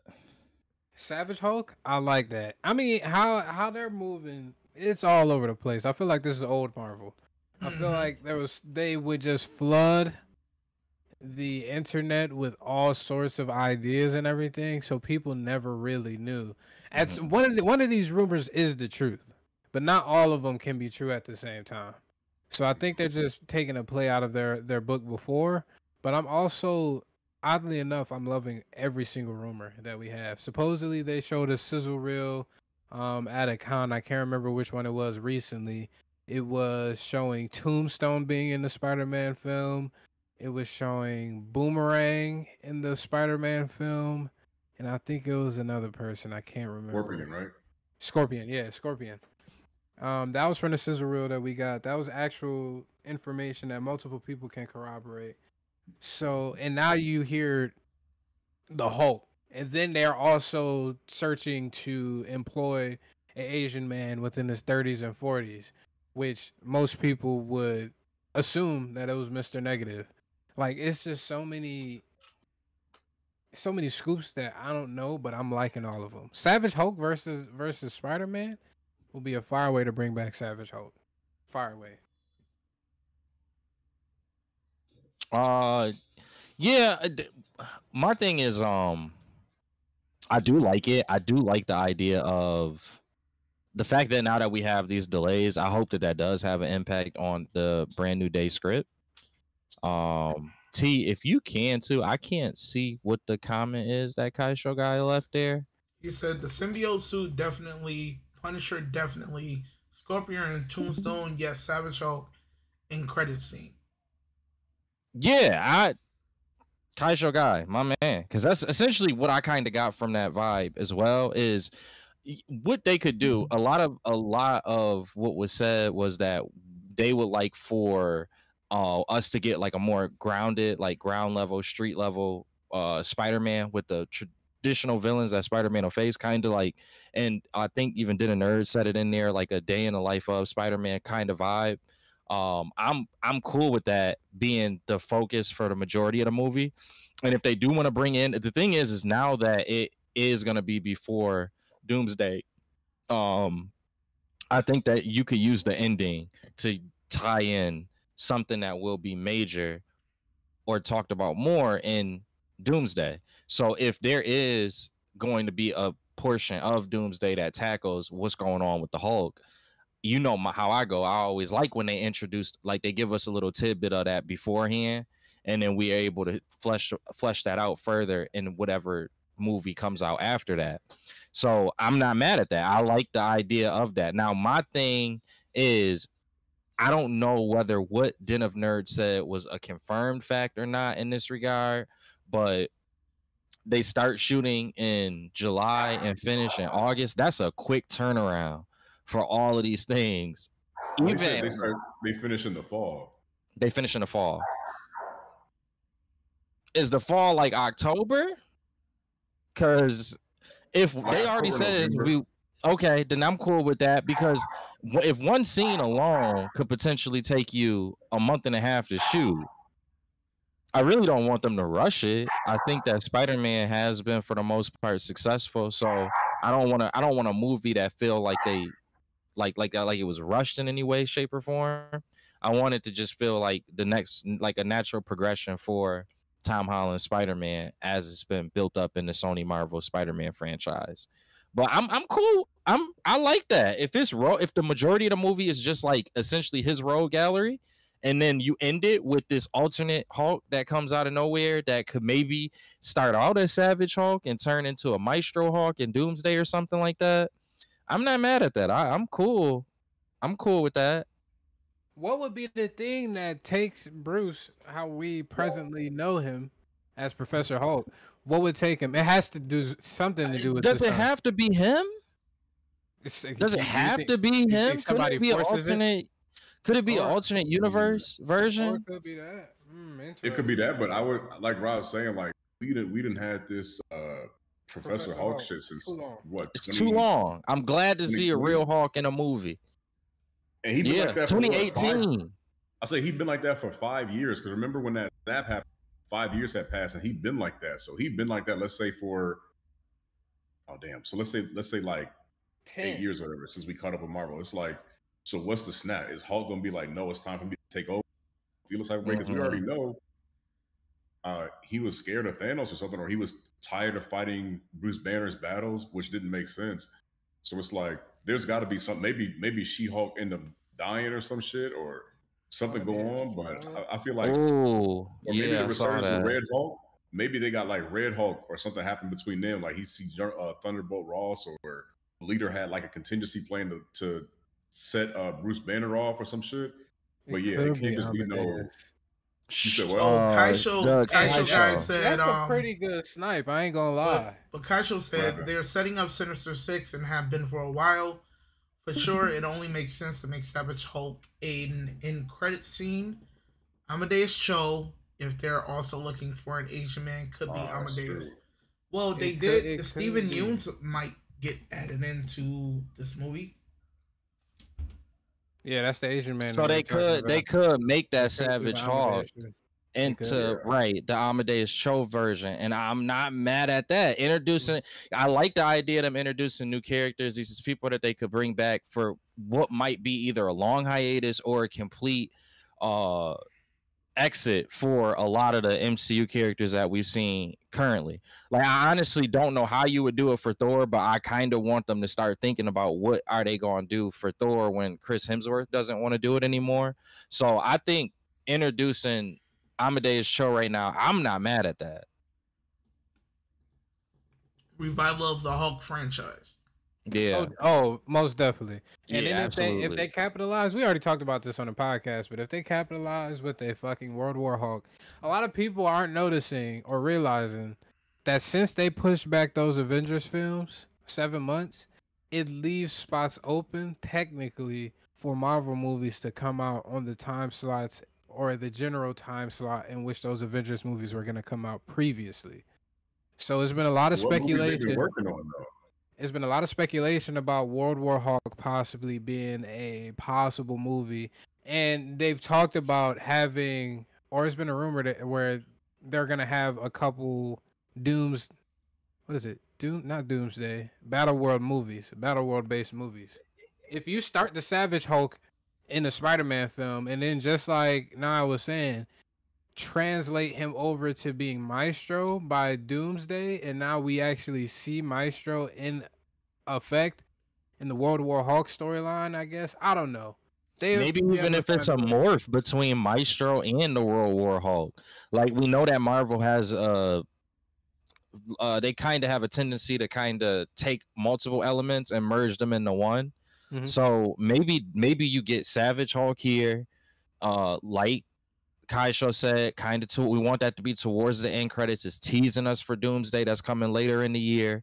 And then in actual Doomsday, you have a scene where either that same Savage Hulk or whatever happens, but that Savage Hulk that we saw at the very least, you see that Hulk fighting different characters that we've come accustomed to. It wouldn't be necessarily the same World War Hulk lineup that we had in the comic books. Like, I don't expect them to fight Black Bolt or alternate version of Black Bolt in outer space, but he did fight the Avengers. He did fight the X-Men.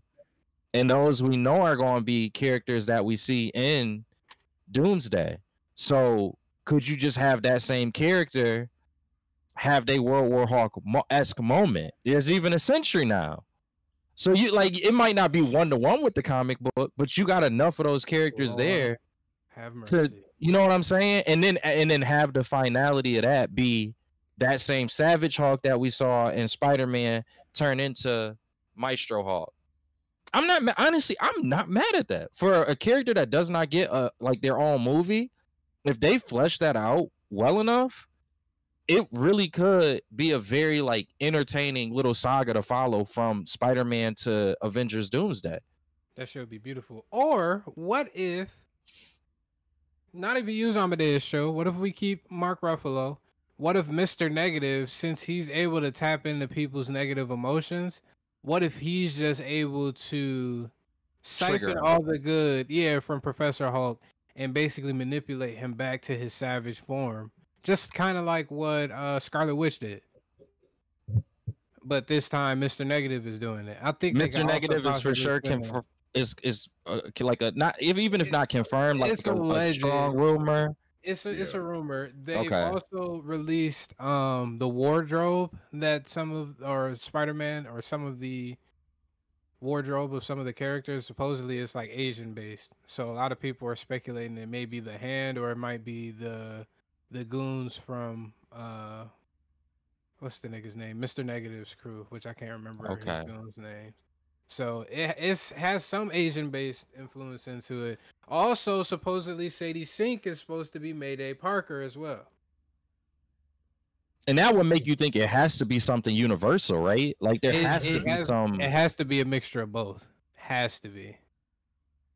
So it really, they could go either way with it. They could go more in line with the movie and the movie's villain for how we get this Hulk that is rumored it would be, or they could go the entire saga's route, which is just introduce a new multiversal, universal version of the Hulk to just kind of upset things. It could be something that Doom does, where Doom like pushes him into this world.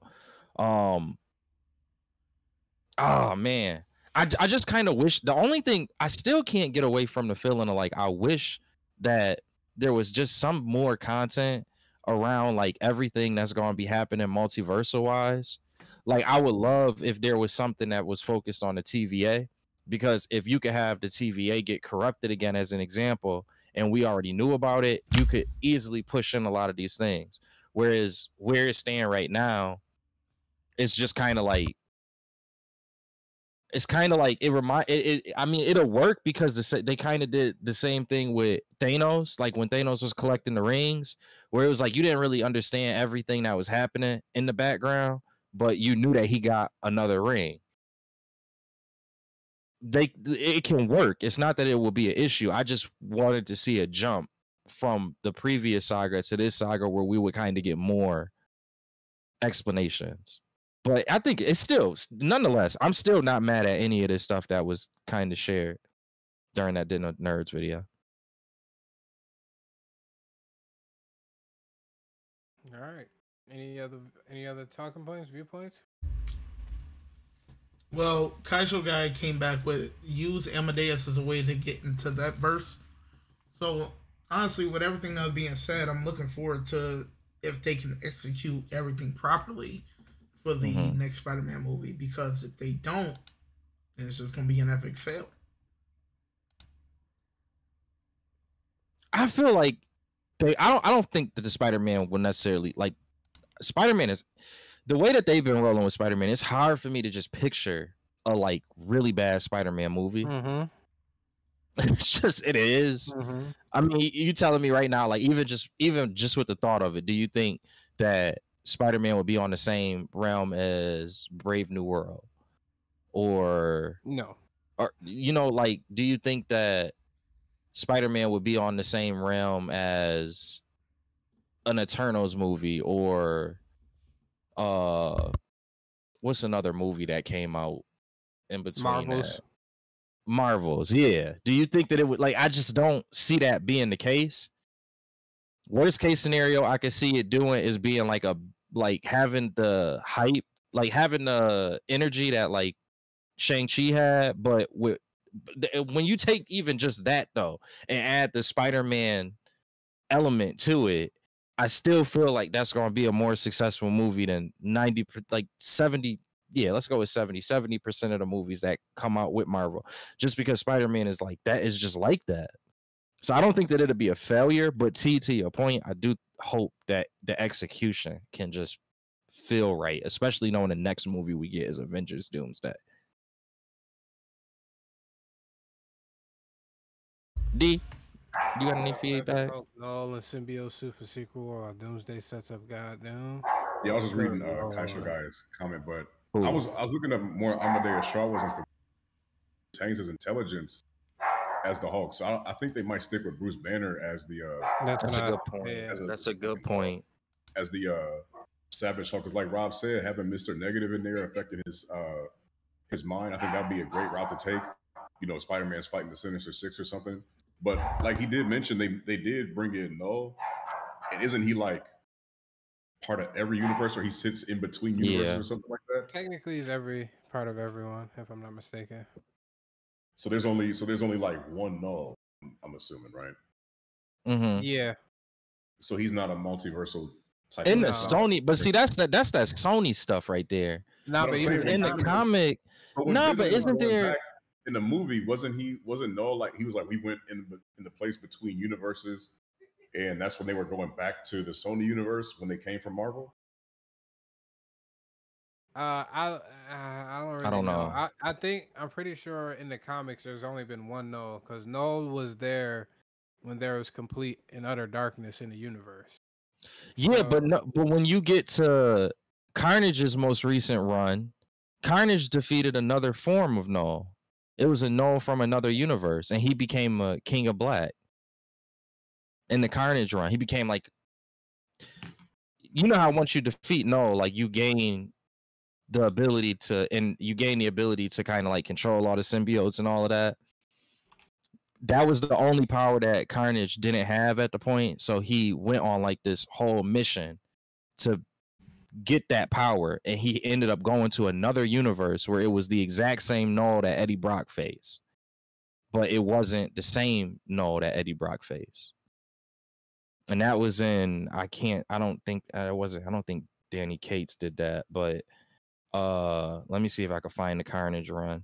Yeah, it's I just read it's multiple nulls, so I don't. Maybe they're gonna use a different one, but I do like the having Hulk as the end credit scene. Be a dope end credit scene having a Savage Hulk. And I do hope if they do introduce the Sinister Six that none of them get like killed. I wouldn't want that to happen. But with Sadie Sink, y'all think she really playing Mayday? Should be a whole character entirely. It could, because it's all still rumor, right? Yeah, but they wouldn't cast a redhead to be. Wouldn't they? Maybe they're just throwing us off to be like, oh, people don't think it's Mary Jane, even though he already got an MJ. It's like, yeah, that's where it's weird, because it's like, yeah, if you getting this redhead character and it's not Mary Jane, who else would it be? I know that before they were saying maybe it's an X-Men, and they were saying it would be what's her name? Jean Grey, Mayday Parker. Jean Grey and Spider-Man. I think it's far-fetched. That was like one of the really early rumors that they had, because they knew that she was a redhead and they knew that they already had a Mary Jane. So to that point, if it's not somebody like Jean Grey, which I agree, I think that would be a little too much anyways, who in the Marvel Spider-Man universe would kind of fit that aesthetic? And that's why I could see where the Mayday makes sense, because even if it could, and that's the thing too, it doesn't, even though MJ in this universe is Zendaya, we have seen other Spider-Men from other universes. So, and they would traditional like redheadish Mary Janes. And the other iteration, at least that's Tobey Maguire's iteration. It could be Tobey Maguire's daughter. So it's a possibility, you know, we already have had Tobey Maguire introduced into this Spider-Man world. Why couldn't his daughter get introduced? Dang, but that's a lot of multiversal shit for Tom Holland's Spider-Man. He just had the crazy multiverse movie, though. But we in the multiversal saga. This is what Sony wanted too. Marvel wanted to keep it a street level comic book film. That's what everybody was requesting. I keep forgetting. I thought they had don't they have all the rights to Spider-Man now? Who, Sony? Marvel. Absolutely not. No, they just have the no. toy That's a huge fight. The toy and TV rights, but for live action at least, Sony has all of the rights, TV and movie wise. That's why Sony not gonna let them niggas have no control. Yeah, not at all. That Marvel, Spider-Man has made them too much money. Even the shitty fucking films that they have created, somehow, some way, has still made them money. Rob, also the reference that I'm to kind of, I know you've been reading comic books, so every time I mention it, I just kind of want to give you what the comic book is. The Carnage run that I'm talking about, where he has that whole King of Black thing, is from Al Ewing's Venom War, which came out last year. Yeah, so that you could peep that one. Sorry to interrupt you. Keep going. No, you good. Supposedly the story is going to be based on a Spider Island type of thing. So if you're familiar with that in the comics, that is also speculation into the matter of what this Spider-Man 4 film could be. That Kaisho guy just responded, I mean, if they're going that route, then Into the Spider-Verse maybe can in the MCU. I believe it is. I kind of want to lean on that. It is. Personally, I think it's the easiest way to start introducing more of these variants. It technically is, because if it wasn't, they wouldn't have had Childish Gambino playing the Prowler in one of the Spider-Verse films. So they're technically already connected. They just did it in a sly manner, just in case if they do need to renege on the negotiations and take back their character, Sony-wise at least. But I think they're already connected as is. So, and I think that's probably going to be one of their main ways that they're going to bring a Miles Morales into the fold, potentially. I don't know. That's just speculation. Nonetheless, I'm super excited about what we're hearing from these films now. We have Fantastic Four right over the horizon. We have super shit on the horizon as well, and we can all watch James Gunn fuck this shit up together. I'm still hoping that we're wrong. I don't think that we are, but I'm still just really hoping we are. I tried to give him the benefit of the doubt. Yeah, I tried to give him the benefit of the doubt. It's too much silly shit going on in that goddamn Eyes Up Here, bruh. Who the fuck You don't. Okay. It's not my Superman. That nigga super shit. Lord have Yeah. mercy. Yeah, I feel like even now, like with the trailer dropping, we haven't really been getting TV spots. We've been getting the same shit with it, but it's there's not much of that story that's been given in TV spots or even just flashes from Superman where it's getting people hyped. Like, bro, that should come out in 2 months, and you're competing with Fantastic Four that has put out TV spots with the NBA about the playoffs. That's been doing all other type of shit. It's like, where is Superman, nigga? Nowhere. Niggas already got this, already writing it on the wall. It's already the writing on the wall. They looking at this shit like, hey, Fantastic Four pulling in numbers. Even though I guess the last Superman trailer did pull in a lot of numbers, I'm actually curious now what the numbers are in comparison to each other. Yo, T, you got that list we made when we did what these movies were gonna have at the box office? Let me see if I can find that in just a moment. Fantastic Four did come out with a new TV spot as well. Kai Show guy said that movie flops. Super Yeah. shit? Yeah. Thinking so. Yeah, Superman's gonna do. Superman did get 8 million more views in their trailer. But it's Superman, nigga. Like the first superhero. Come on, Yeah. This is the first family, though. I mean, if that. Yeah, but people don't be like, oh, fantastic. Fantastical.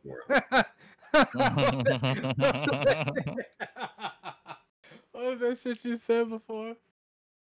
Oh shit, I forgot. Oh, with Antonio Banderas. Quattro Fantastico.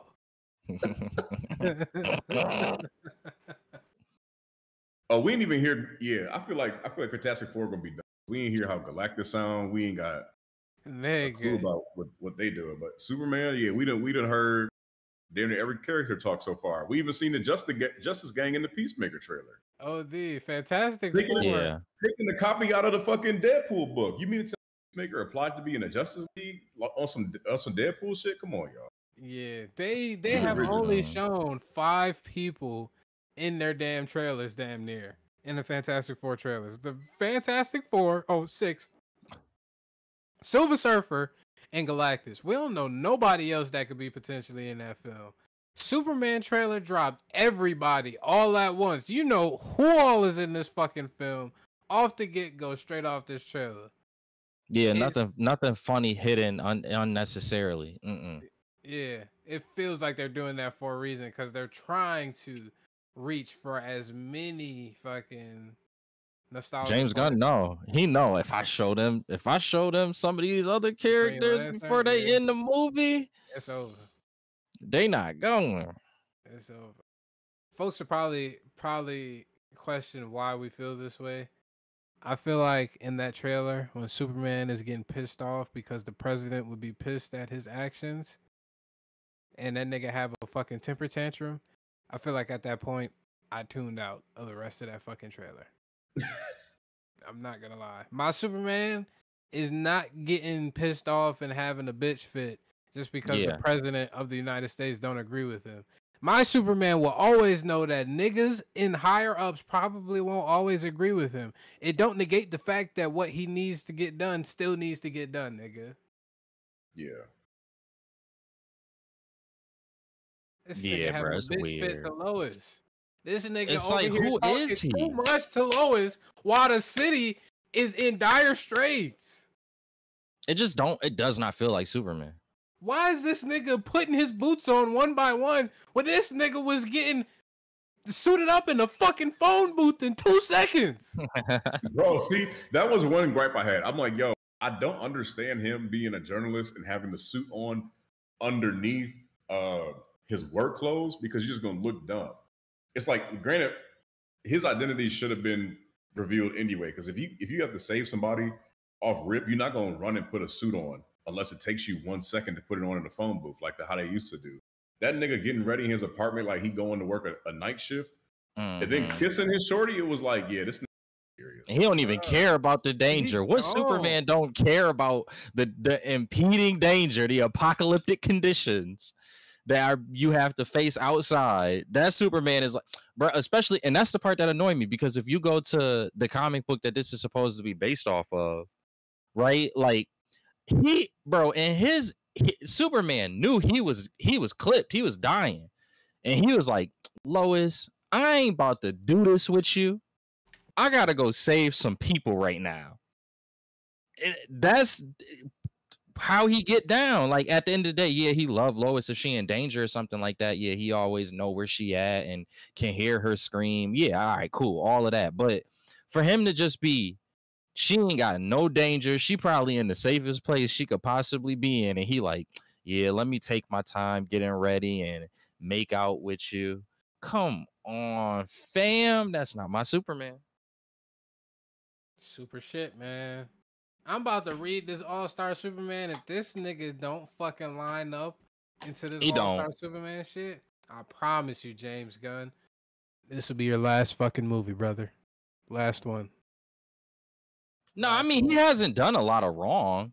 He hasn't. I wouldn't like hate him for it. He didn't want to do Superman.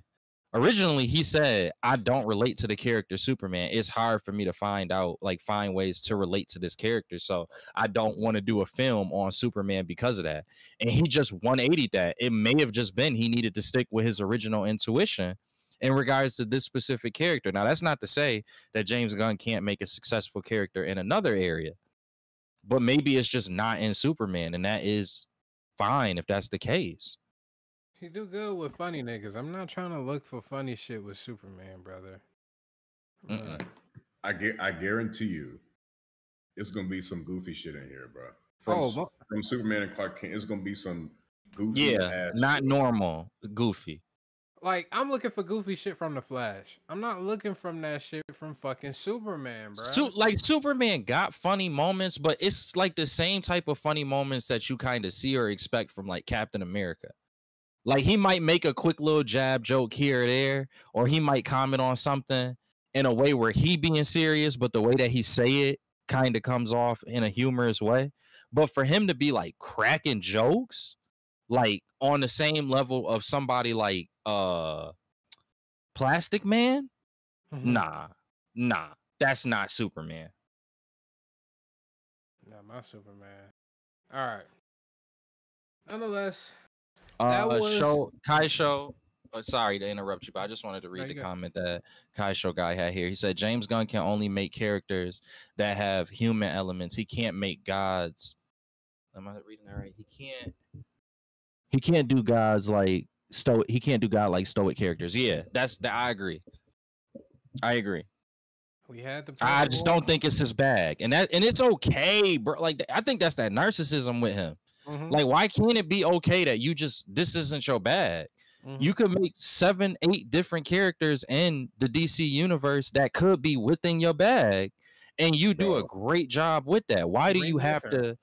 Yeah, like, that nigga, he should have just made a Booster Gold movie if he wanted. Yeah, something in that vanity, and that might have been a really good movie, and a movie that could have helped to push some more characters in the DC universe. But I think that's the thing, is he got on this high horse. Guardians of the Galaxy started rolling everybody. That's why I hate how much everybody just like overly applauds Guardians of the Galaxy, because it's like y'all the reason for his head being as big as it is. Like, y'all told him he can't do no wrong for 3 consecutive movies. And it's not that the movies were bad, they were good, but you did for 3 consecutive movies. All you did was just say, oh, everything is perfect. Guardians of the Galaxy is the greatest. And it's like, nah, bro, this is where you want to be critical. So that way a person don't go and be like, oh, yeah, I could do every movie. We should have been more critical of James Gunn. For sure. That Kaisho guy, honestly, he could do a good Teen Titans movie. I could see for sure. Everything is his bag. You got an Animal and Beast Boy. You got the Heart. You could do Cyborg. You could do Raven, because she's reminiscent to Nebula in the way they be acting sometimes in the movies and TV shows. But Superman, nigga, no. But Superman, bro, and mind you, again, he said it's not my bag. That was his own words, and he still went ahead and did this movie. He could have just been a producer on it and got a director that kind of fit, like Kaisho guy said here, somebody who fits at making better films around stoic godlike characters. He could have just did that. He was like, no, I gotta produce this, I gotta direct it, I'm putting my dog in it. What? My brother in it. My brother in it? Come on, bro. And then I'm just gonna recycle the same shit that niggas have been accustomed to when seeing a Superman film. Always Lex Luthor, no Brainiac, no Darkseid. Niggas been waiting for that for years. No mention of these niggas. You want to keep recycling the same talking points, and I swear to Jesus on high, if I see a cancel culture based theme and the niggas that's doing this shit that's supposedly canceling Superman is a band of fucking monkeys, like the rumors have been saying, that is not true. I'm blowing up this nigga shit myself. That can't be true.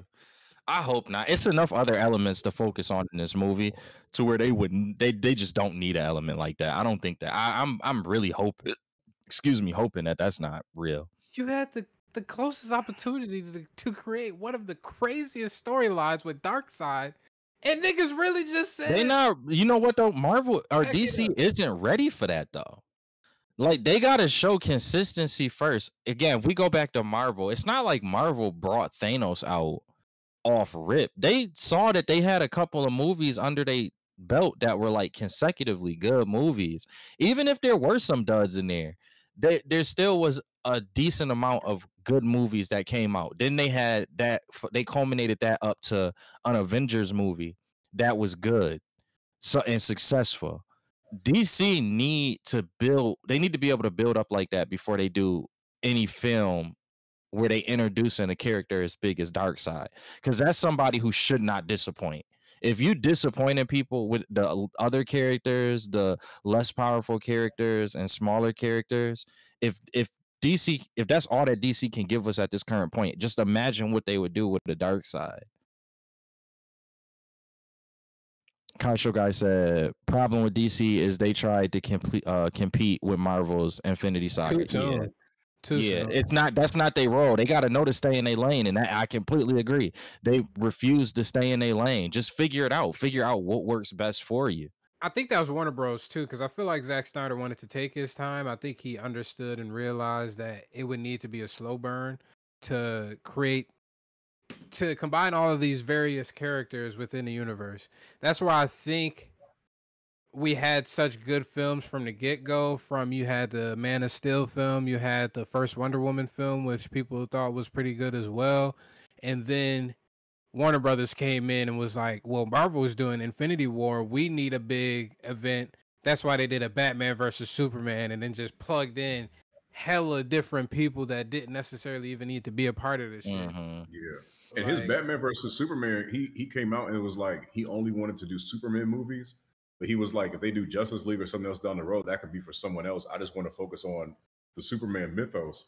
But they was like, nah, like Man of Steel was decent, add Batman. Actually add Wonder Woman so we can kickstart the Justice League. And then nigga was like, I want to do a Man of Steel 2 movie where I can just still build on Henry Cavill's story. Because Justice League was supposed to be like how James Gunn is doing Gods and Monsters. The Justice League movie we got, all this is supposed to be part of Superman's story. That's why we get Darkseid. But they was like, nah, nigga, like you need to rush this shit because we need that Avengers money rolling. Not knowing that it took years on years in order for Marvel to be able to build up to this. Kaisho guy has said, which led to that whole half-ass Justice League movie. It was really just to cash a check. Absolutely agree with that. And then also first Wonder Woman film was actually good. I do agree with that. I think that there were good elements that they were introducing, like to Sage's point.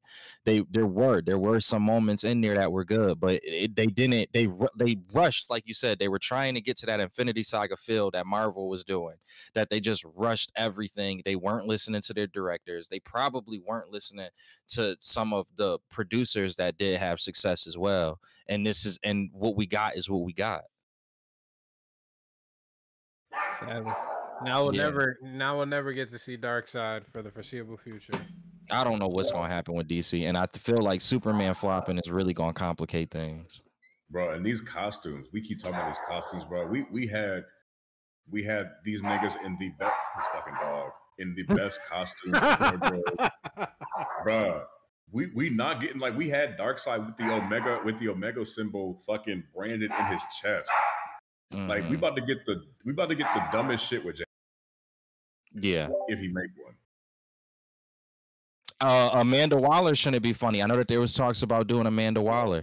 That shouldn't be a funny show. That should actually be a serious show with a lot of stakes in it, and that will be something again. Shit too.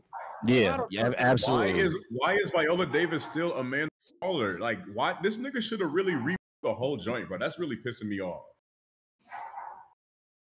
I don't hate her as Amanda Waller though. I do get your Waller. I'm just saying, like, for him to only keep the people that he's worked with for the Peacemaker shit and the Suicide Squad and shit that he worked on, it's like, bro, like it's a narcissistic element to James Gunn. Exactly. Yeah, I hate that nigga. That Warner Brothers is treating James Gunn like Crunchyroll was slobbing all over Solo Leveling. in my humble opinion. That kind of show guy, like that 10 years was golden, referring to Marvel's 10 years leading up to Infinity War. I will never forget leaving that theater after Infinity War, boy. Yeah, like that shit is just... when you slow burn it like that and actually build up these characters by themselves, and then you get the crossover event. Like, they were doing a great job. Superman, Wonder Woman, you got two of the mainstay characters. If they would have came out with a Ben Affleck Batman, that shit would have fed families for years. And if they would have, I don't know what you would have needed to do with the Flash, but get a new actor, kill that nigga off, and bring a multiversal Flash in. So that's another one. That's exactly. Yeah, Wally West. Like, that'd have been cold. Just slow. That's the thing. They need, with the DC characters, you have to take a different approach. They should have just slow walked it and tried to see, like, test some things out before it gets to us, as opposed to just trying to play keep up with Marvel. You should have just kind of had more trials and error. You should have had a lot of things written on the board that were like crossed out before it finally get to us. Like, you really got to sit there with a lot of the DC characters.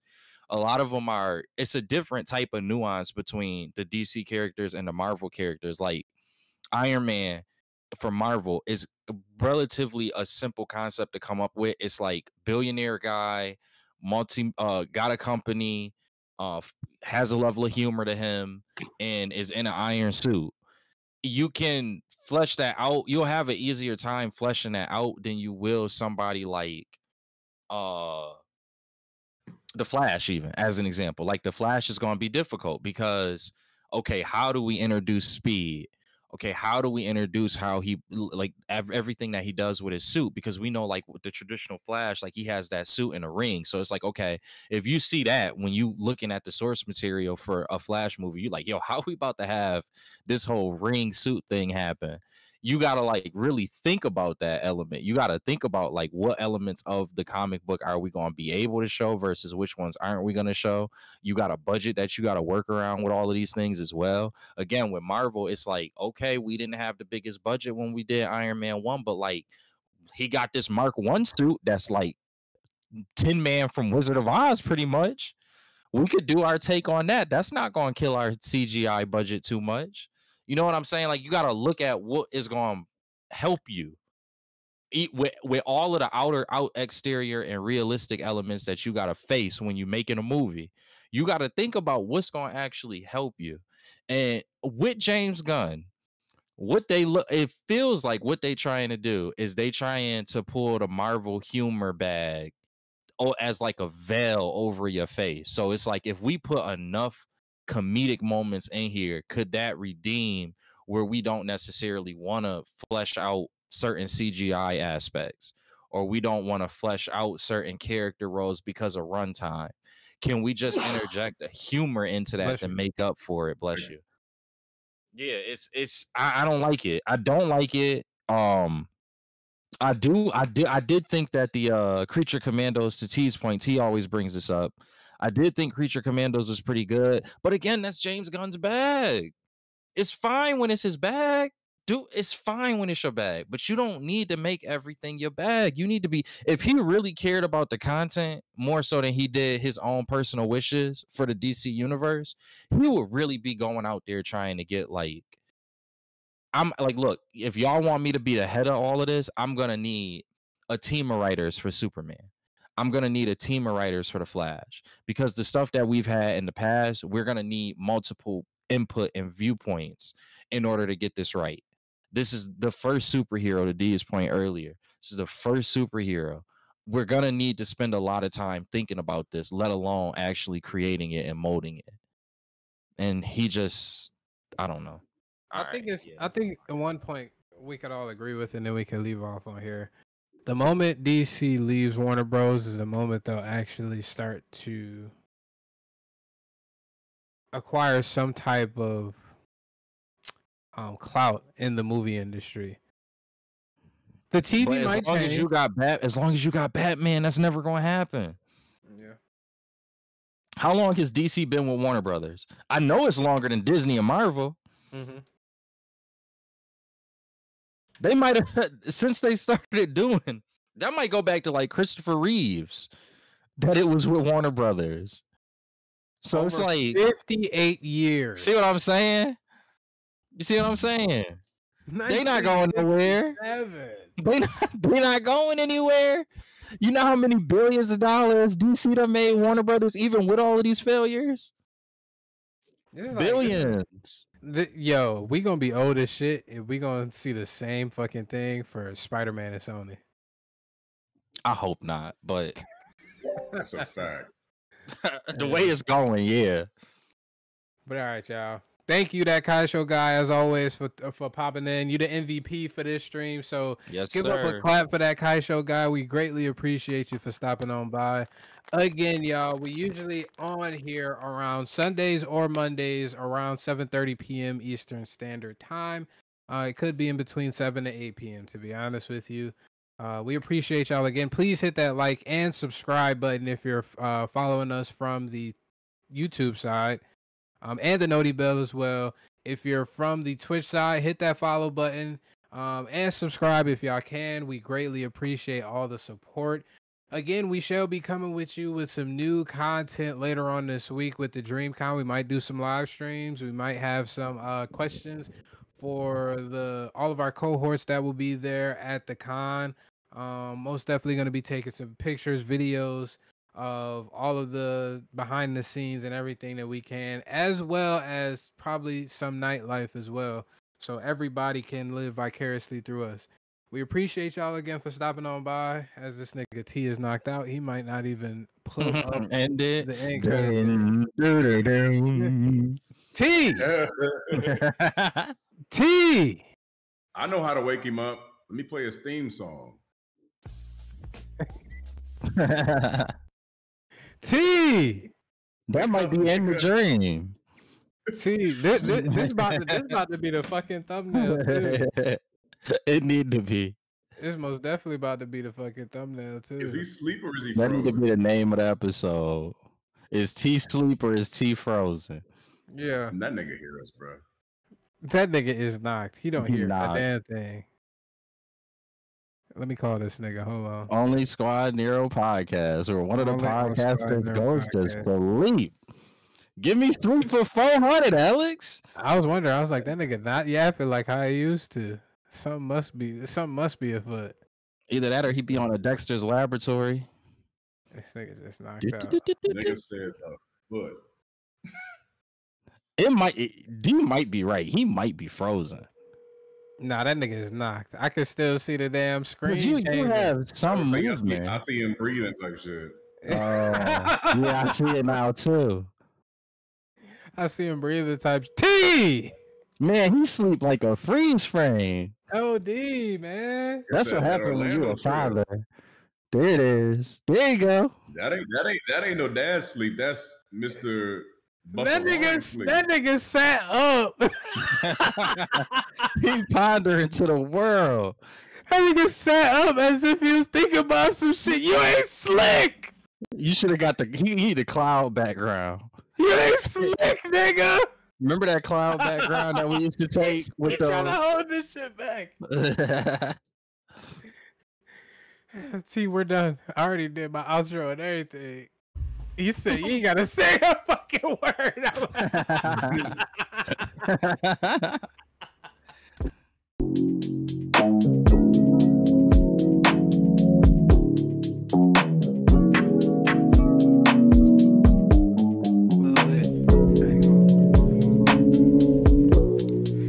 I want all the smoke. Yeah, running trash bags of that green, whipping fast, the whip color of cocaine. I'm independent, they in this business to stop these dreams. On the road to riches, focus on the ticket, maximize my means. It's like now